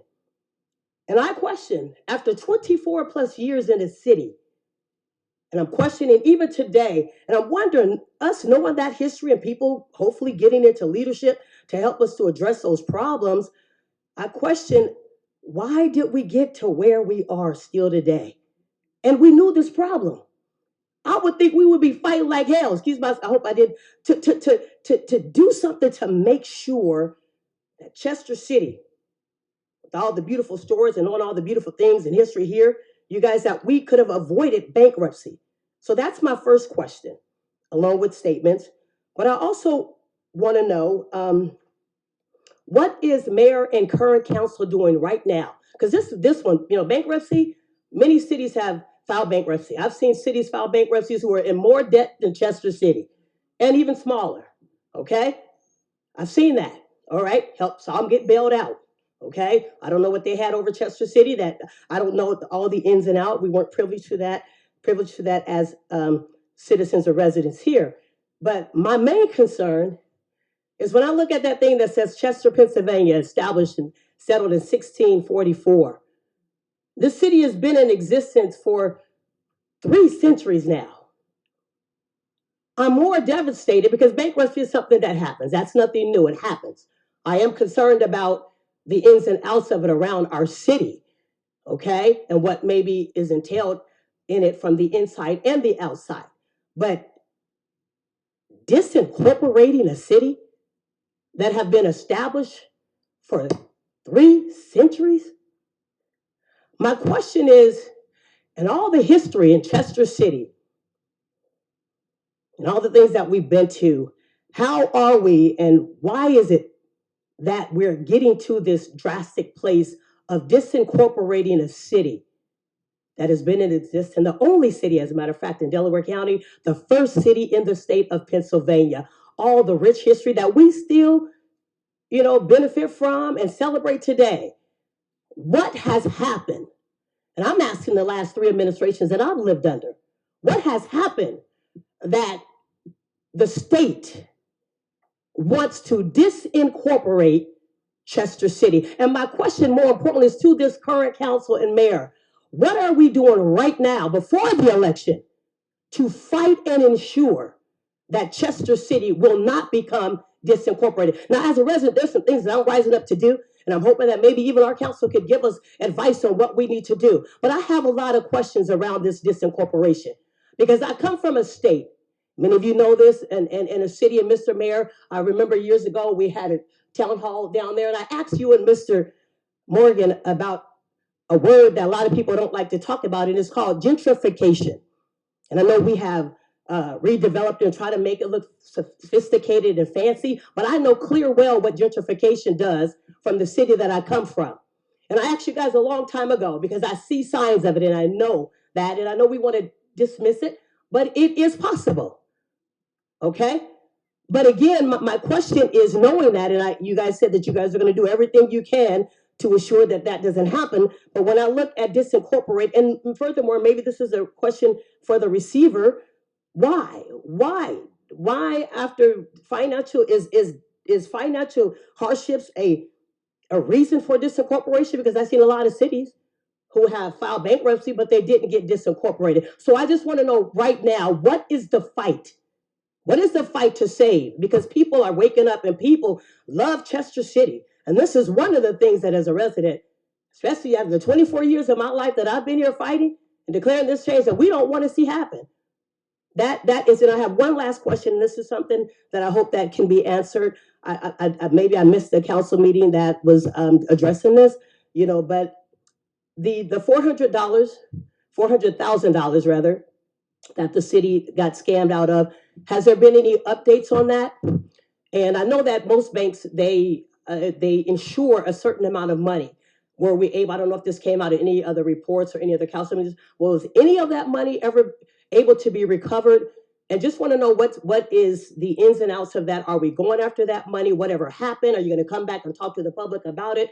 And again, did we recuperate some of that $400,000 that left the city at a very critical time financially for us? And that's pretty much my statement and my question. So thank you for allowing me to have this time today, Mr. Mayor. I appreciate it. Thank you, Ms. Hilton. Uh-huh. Let me try to answer your questions to the best of my ability. The first question you posed was focused on bankruptcy, and me saying it's not a direction that we want to go in. I never thought and felt that bankruptcy was the direction we wanted to go in, and simply for these reasons. One of the reasons being, it's hard to bring back vendors that want to supply you, vendors that want to do service with the city. If they see another vendor has now been told you're not going to get paid, you're not going to get that funding for your services, then the next vendor that steps up to the plate might say, you know what, as a matter of fact, it's happening already. We already have vendors that are saying, unless you have a charge card in hand or a check in hand, I will not provide services to the city. So it's starting already. That was my biggest fear of bankruptcy. Also, it's not so much the bankruptcy, but the way we went about the bankruptcy. We went about the bankruptcy, I believe, in a very poor manner. We were downstairs with all the retirees and current workers, and they were told at that meeting, this is not something that's around the corner. This is not happening now. We just want you to, give you a heads up of what the possibilities are. Less than 24 hours, bankruptcy was filed. And the thing is, many folks thought that I filed the bankruptcy. And I had to clarify that because the word, word gets on the street, no, the mayor declared bankruptcy. No, I did not.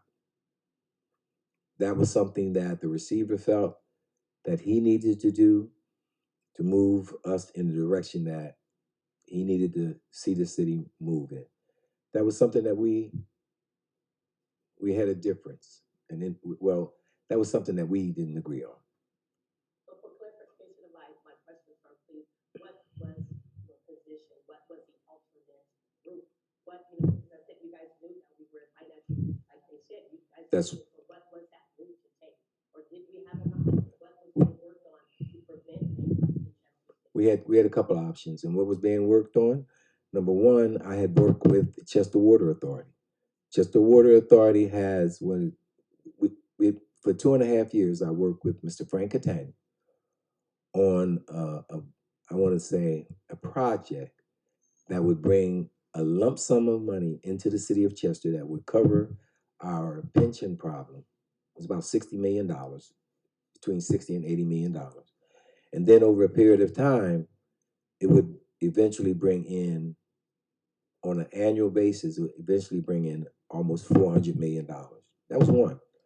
The other one was the possibility of selling the water authority to Aqua.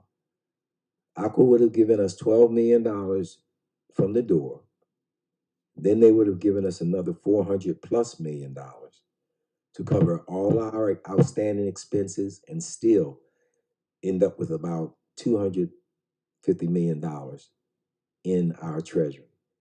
So that was two options that we had on the table that were looked at, but were kind of pushed aside. Now, the other piece of that was the action that I took. I went to Harrisburg. I questioned Harrisburg because nobody had questioned Harrisburg, and asked Harrisburg how much was in their rainy day fund. I knew it was more money than they ever had before in the history of Harrisburg. And so when I went to Harrisburg, the answer to my question about the rainy day fund was that they had $8 billion in a rainy day fund. Rainy day funds are used to try to help distressed communities such as ours. And so I didn't go up to Harrisburg and ask for $8 million, $8 billion. But I went up there with a plan, and that plan, and talking with them, letting them know that our pension, our police pension, was in dire need of funding. I met with the appropriations chairs in both the Senate and the House.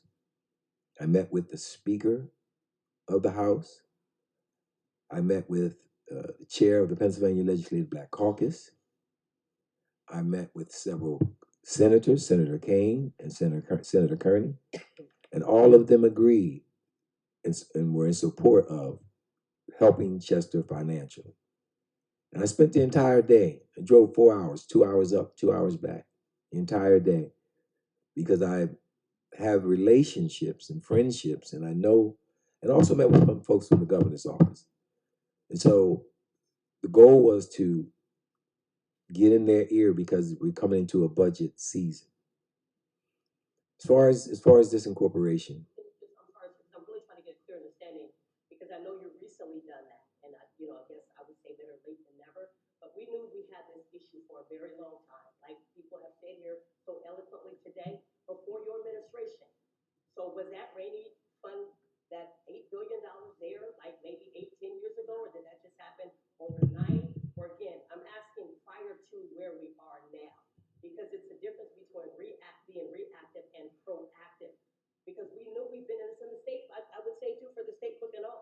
Okay, if they knew this issue with the pension, what has, were we fighting earlier to get help for this? And did they just sit by idle? I mean, they're not here to answer for themselves. I have questions for them too. But what did this administration do before we got here to avoid? My question is, was it avoidable? And did we fight before? And that's an all the council fighting on behalf of the residents to save us from getting to this point. Being that this was an issue that we knew it's not about the blame, it was before your time. We all know that.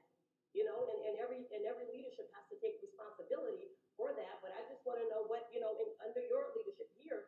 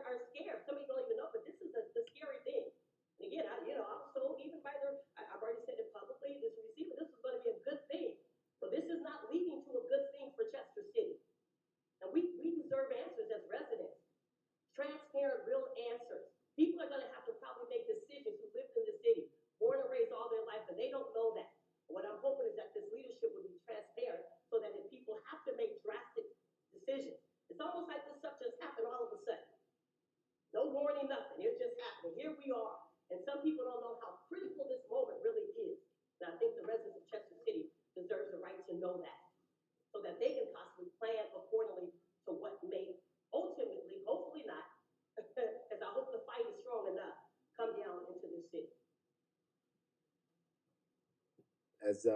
As far as disincorporation, as far as your disincorporation question, I don't believe in threats, and I think that's what that was. The city is not going to be disincorporated. The city's not going to be, especially when the state has $8 billion. And so I think that was a poor choice of words at the time, or a threat at the time, but that's not going to happen. I'm sorry. Jesus Christ. Serious, I'm not trying to be out of order, sir, so I'm just, because I'm very concerned, especially about that part. You just publicly said in this public forum that the city of Chester will not be disincorporated. You have that based on what? Because that would be an ease for all of us. And we could just kind of, at least breathe for a minute, okay? So is that just, because we know it's a potential thing. So are you saying you have enough information as our current mayor to let us know that the city will not be disincorporated?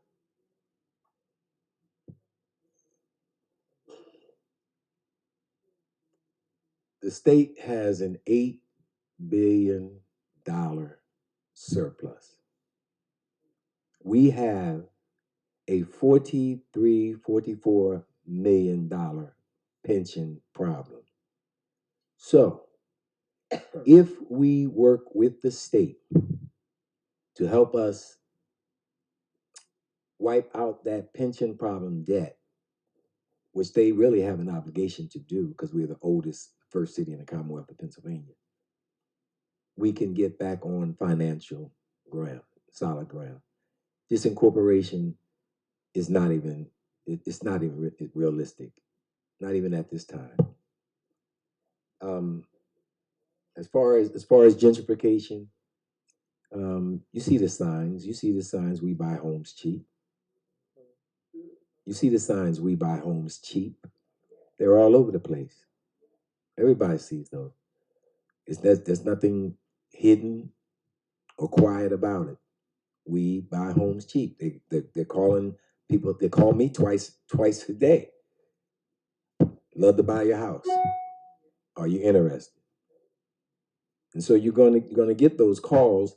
And the sad part is that some folks are falling for it. And most of those folks that are falling for it are a lot of our young people because they don't know the value or the history involved in the homes that they live in. The home that I grew up in on 7th Street, we still have that home. We still have that home. And they've been calling and trying to purchase that. So that's nothing new, and that's nothing hidden. The signs are throughout the communities. And then finally, I can't prevent it. Look, I can't prevent it. If folks are going to sell their homes, I can't stop people from selling their homes. I'm gonna finish up and then you can talk. I'm not answering the way you want me to answer. So the last part, the $400,000. Okay. Y'all want to talk? No, I'm not gonna talk. I'll be able to ask questions that you're gonna answer. You won't answer. You won't listen. You won't listen. Answering the question I asked. I know signs of gentrification. Thank you. My question is, what are you Thank you. also gonna do to prevent Mr. Crawford. the city that you govern? Mr. Crawford. If it be the case. Mr. Crawford.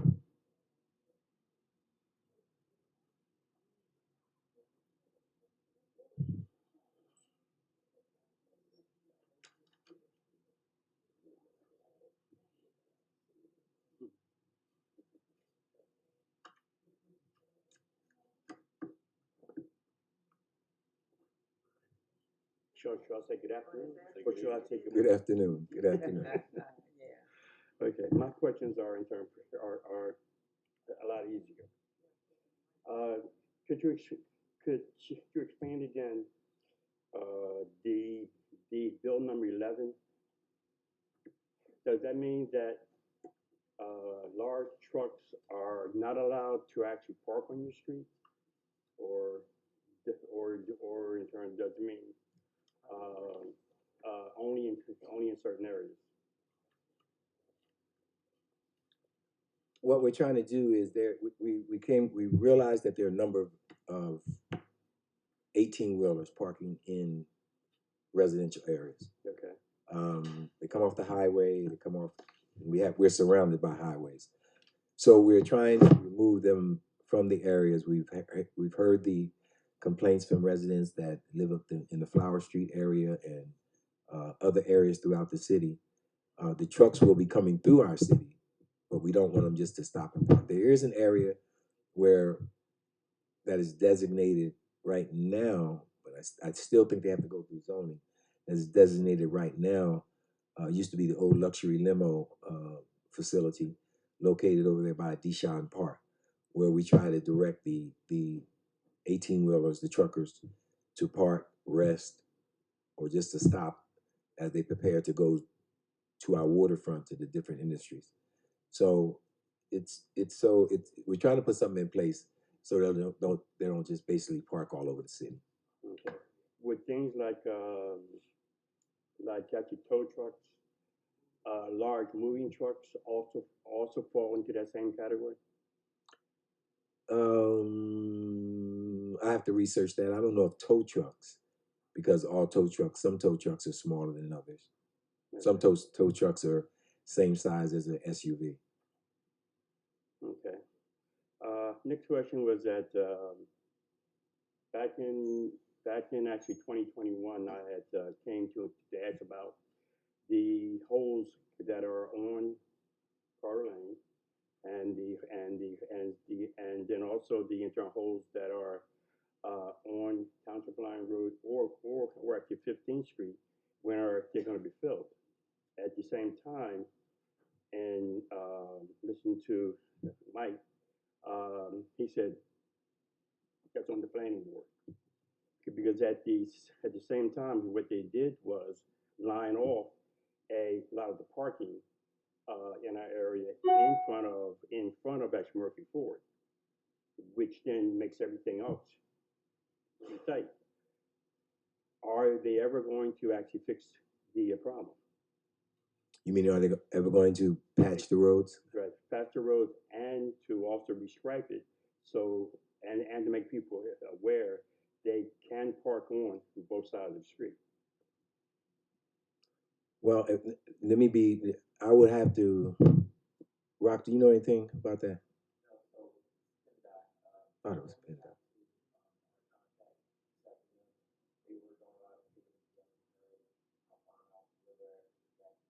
State Road.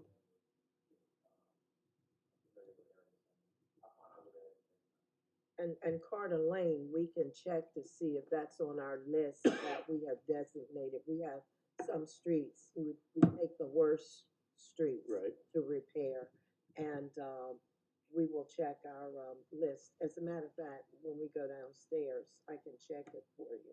Okay. To see if Carter Lane is on there. Because we had discussed that. Township Line Road, I know it's a certain portion of it that we take care of, and then there's another portion that I believe goes over into another township of Beryl. We'll check it for you. I have heard many times that the intern at the Chester Police Force is actually downsized, that you don't have enough officers. But is it not possible for them to actually, the ones that we do have, to actually ride through the city to make people aware that we do have police officers other than on the other side of town? Mr. Crawford, our officers are constantly riding through the city. You may not see them all the time, but they have different sectors that they're assigned to, so they do patrol the city. This is why crime is down. Well, I'm trying to keep the crime from coming from other areas to our areas, and in talking to the neighbors, most of them say we don't ever see them, day or night. Mr. Crawford, we have a substation on your side of the town, which our police officers man quite frequently. I see the officers over there, especially when they're dealing with some of the kids, the children over there. You have a school over there as well. Okay. So they, as I said before, they have different sectors that they patrol. I came through there one time because you said that before, and I just I have a vehicle that has police lights, and I just wanted to ride around and see if I saw anybody out. I didn't see a whole lot of people outside, but I come through there quite often. Matter of fact, I come through there every day.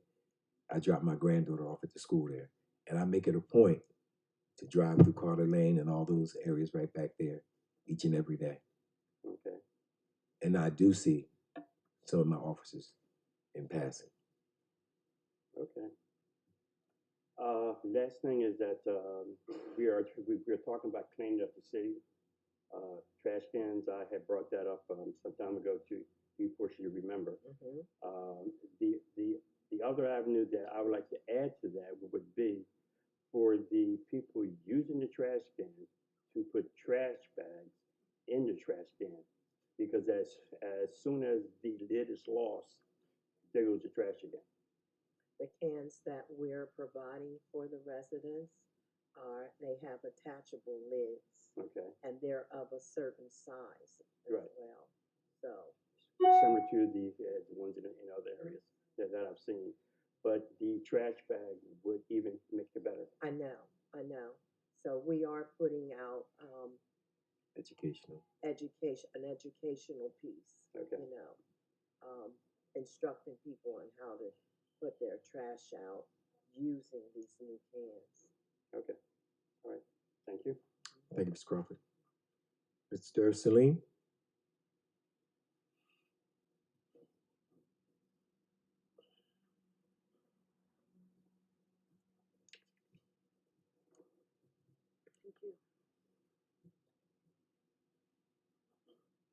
Good morning, Council, Mayor. Sorry. Morning. Yes, I just want to make a very brief comment. I don't want to hold you any longer. I was starting not to come. I was going to work. I felt that I wanted to come. I didn't, but I felt that I wanted to come. So that's what won out. Yes, I'm not reason that it's not interest or not of great benefit that I come. Just I wanted to let the council do this thing, inshallah, God's will. But let me just say to you that I heard some excellent comments, some good, but we certainly have to calm down and put them in perspective. Bottom line, we have to trust in God. We have to trust in God. One lady, elderly lady, she said, right there, the lady right there, she said she's a teacher a while long, and she loved Chester, black, beautiful, black, so, and with due respect, put it in the, put some perspective there. And it brought to mind a bit in the Bible. It says, you are the first and the last. Okay. So with that, God raised us up first. Coming down the road, down the line, everyone had a chance. And they proved unworthy to handle God's law, to handle God's will. Then they come back to the first, us. They come back to the first.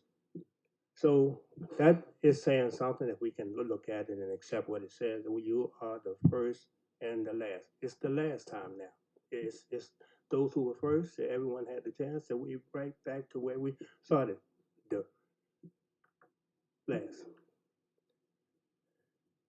There's a lot that we still yet to understand, and this is a unique city, they're not a lot of readily understanding for a lot of these questions. God is going to give us the understanding. God is going to give us the understanding. God is going to give us the understanding. So with that, sir, I just held in for a minute because we have to hold on to our progress. We love our progress. We patient with our progress all this time, and we want to certainly hold on to it. I thank you much, sir. Thank you, Mr. Salim. Thank you very much. Thank you. Councilman Roots? Thank all of you for hanging in here this long. Where do we begin?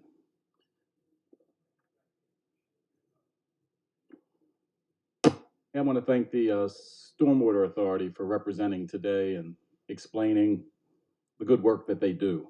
I'm sure they're here as a result of comments I made yesterday with regard to the Stormwater Authority.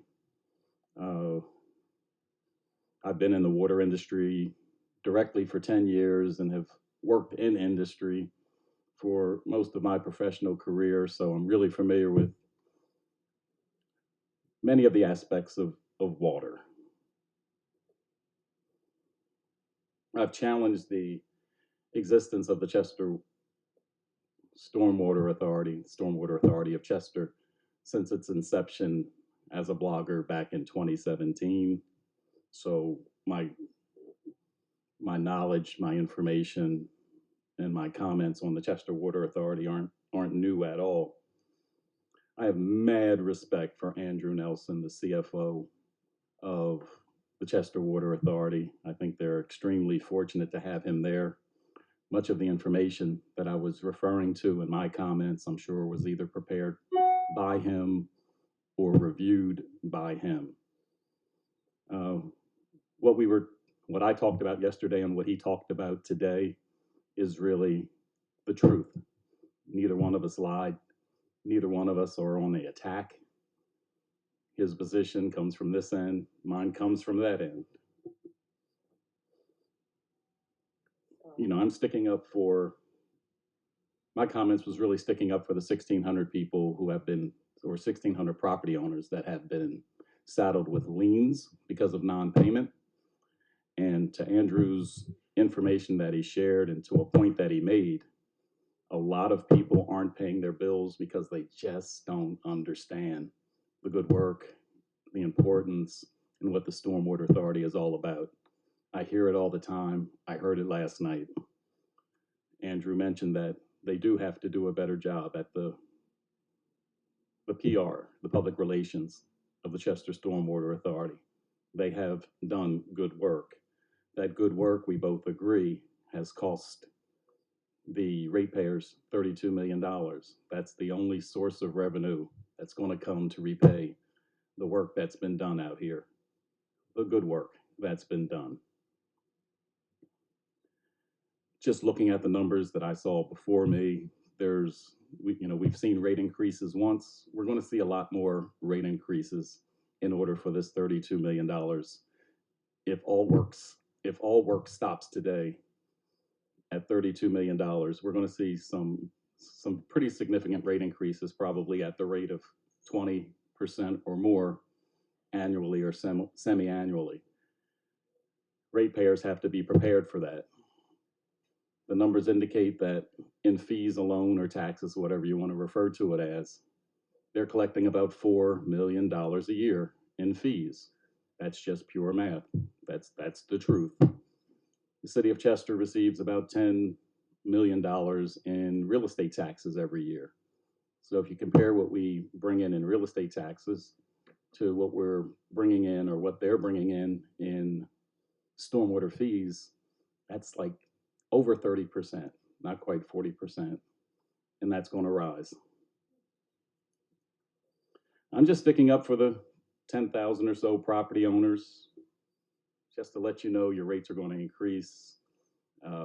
It's a very expensive operation that they have there, and the only thing that we have that's paying these $1 million loans is you, the ratepayer. I hope that's clear. I don't think either of us are lying, and it's not an attack. It's just information that's coming from both ends. That does have an impact on our residents, particularly those of us who are under the poverty line. We know that 30% of our population is under the poverty line. If you just look at the facts show that in just 5 years of existence, 1,600 people have liens, on their properties. I think they're doing collection activity on well over 3,000 of those customers. That pretty much indicates to me that people can't even afford a $10 a month increase in their expenses, or they just don't know what the Stormwater Authority is all about.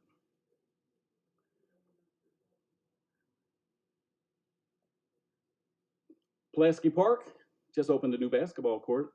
It was something that a business in the city of Chester had about $100,000 that they were going to dedicate to a neglected park and playground in the city of Chester on the east side. It's Pulaski Park at 808 McDowell Avenue, or 8th and McDowell. It's the place that I'm sure the mayor and I are very familiar with, where Chester East baseball used to be. Being in Parks and Rec last year, I had the opportunity to decide where that $100,000 would go in that park. And one of the things I learned really quickly, $100,000 doesn't go far in purchasing playground equipment, park equipment. There was an existing basketball court there. It was not regulation size. It was old. And I could just see it didn't get a lot of use. So we put that full amount of money that was gifted to us, it didn't come out the city budget at all, into upgrading that basketball court. It's a full-size basketball court, and on the back end, it has what we used to call the old biddy league size, 8.5 baskets going crossways. I think the work was done last week. I drove by Monday morning. I was happy to see that it was done. I saw one resident out there, and he told me that over 200 people were out this weekend playing basketball on that court, which really means that we struck a nerve there. I mean, I don't know if we struck a nerve, but we hit a sweet spot in a community that had been long looking for these type of playground improvements. The guy there just told me what was missing. So, every good deed also needs some improvements. If he's listening to me, there is going to be a fence that's going around the basketball court, but he did mention there were no benches. That was brought up to our public works people, who are, I think there's 3 or 4 benches that they're relocating from somewhere else to that playground. We're going to get trash cans out there. But to know that 200 people were out playing basketball on a court that we didn't even cut a ribbon on is super exciting. So we're going to continue that good work. Now we have Council Lady Williams in Parks and Rec. She's going to move on with more of these type projects, I anticipate. That's it for me. Thank you, Councilwoman. I'd just like to announce that on this Thursday, tomorrow, former Councilwoman Murray Walker Smith, who has relocated to Chester County, and she works at Devon Prep. And at Devon Prep, she has a group of students who are preparing, along with her, to open up Chester City's first entrepreneurial innovation center. And there's going to be a press conference at 11 a.m. this Thursday at the Booker T. Washington Community Center, 611 Central Avenue. And this center will be instrumental in teaching our children about financial literacy, how to do investments, things that other children are being taught in more affluent areas. Former Councilwoman Walker Smith is bringing this to Chester for our students. She has kept her commitment to her mother, um, Mrs. Walker, who was from the William Penn Project or housing development, to make sure that she not only teach the children where she lives in Chester County, but also bring that information back here to Chester. And she's committed to doing so. And we are in support, or I can't speak for everybody, but we are in support of anything like this coming to Chester to help our children with financial literacy, because they're going to have to know how to handle their money, how to do investments, the retirement plans, savings, and what have you, how to get their credit scores up so that they can become homeowners. So we're preparing our future generation on how to manage their money. I just like to say that while we, the Chester citizens, are fighting with one another and talking about how raggedy Chester is and about the trash, which is something that my department and others, we have groups in the community we've been working with to try to get a control over the trash. We have cameras up in certain places where these places are known illegal dump sites and what have you. We can go in and clean up a dump site today, and tomorrow the trash will be right back there again. So it's almost like a no-win situation. But for those of you who know me, and you do know me, when I'm contacted and told about a situation, my staff and I are ready to serve and to help out wherever and whenever we can. We also have support from the Chester Police Department. You know, they will come out and cite those individuals. I did catch an individual one day on Parker Street dumping underneath the train trestle, and the police did come out, and the people refused to get it up at the point in time I wanted it up, and the police cited them. They got a fine, a nice fine. But we did go back, my staff and I, and we saw that the trash had been removed. So, you know, it's a never ending situation, but we're still continuing the fight and still trying to think of new and creative and inventive ways to handle the trash. But, you know, while we're fighting and talking about Chester and about how bad it is, we have other folk who do not look like us, who see a window of opportunity, and they're coming in, and yes, regentification is here. And, you know, we all see it, okay? Regentification.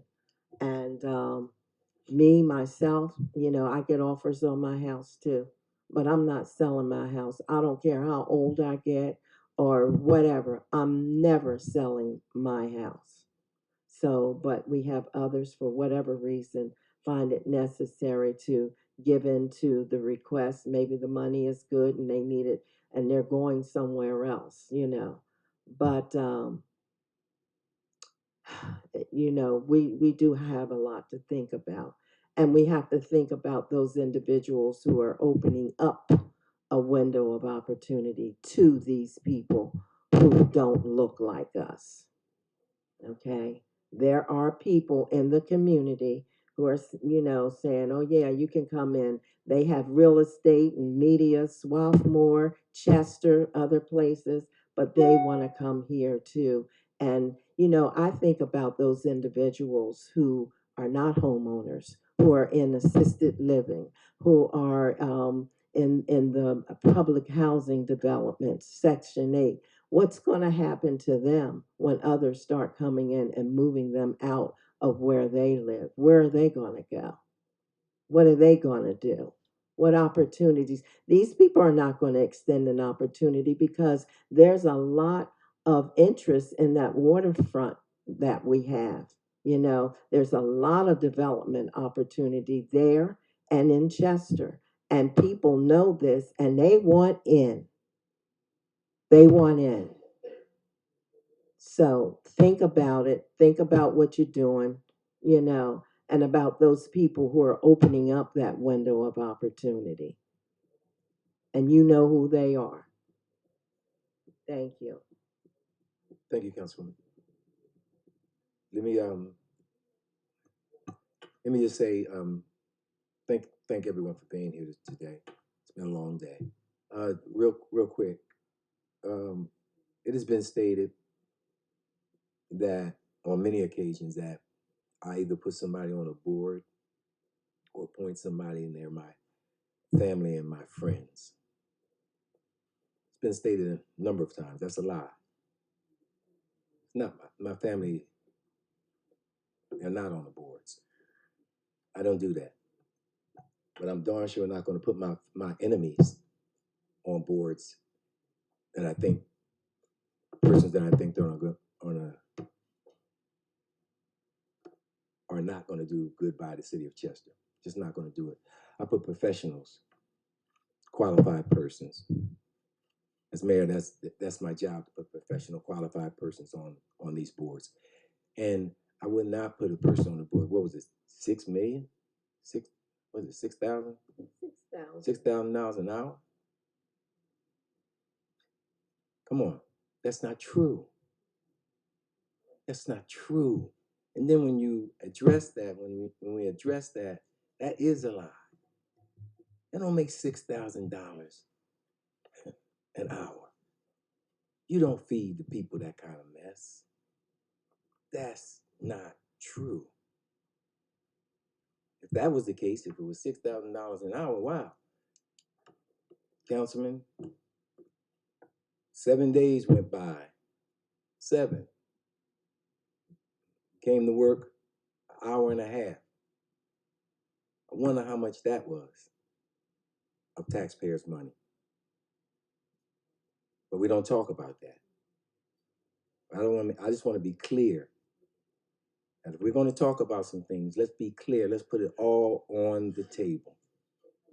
Everything. And let's not tell folks untruths when you say a lake. When you say a lake, when it really is a catch base. Thank you, Mr. Nelson. Because when I tell them that, but thank you for being here, young man, and letting them know that it's not a lake, it's a catch basin. Thank you so very much. Before we close out, I want you to be so kind as to keep the families of the 2 young boys who were killed on that train track in prayer. Not just the families of the 2 young boys, there were a number. And this is why we didn't come out with all the information as of yet. Because there were more than 2 kids, there were more than 4 kids, there were probably more than 10 kids on that train track. And those family members of those young people are going to need some counseling, going to need some support.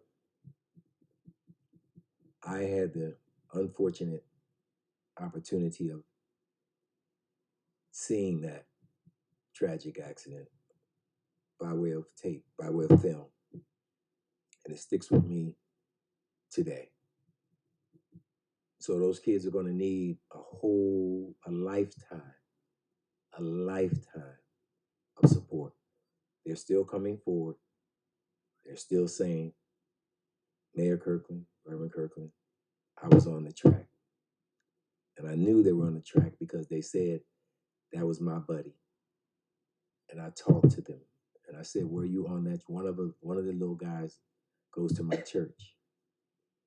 And I asked him, were you on that track? And he said, yes. And so these kids are going to need some counseling. Their family's going to need some counseling. They're going to need some help.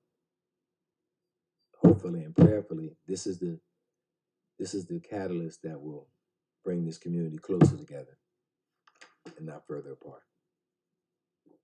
Thank you all for being here. We now declare this council meeting adjourned. So,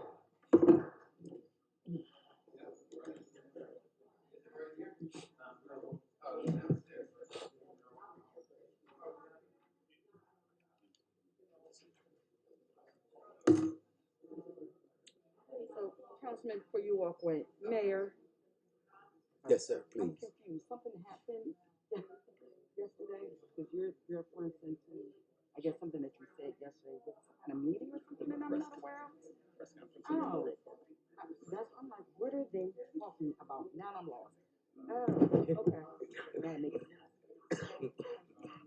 That's all I needed to know. I'm like, no, not really. I just didn't know what, right. I didn't know what y'all were talking about. I'm like, okay. You say what? I don't know what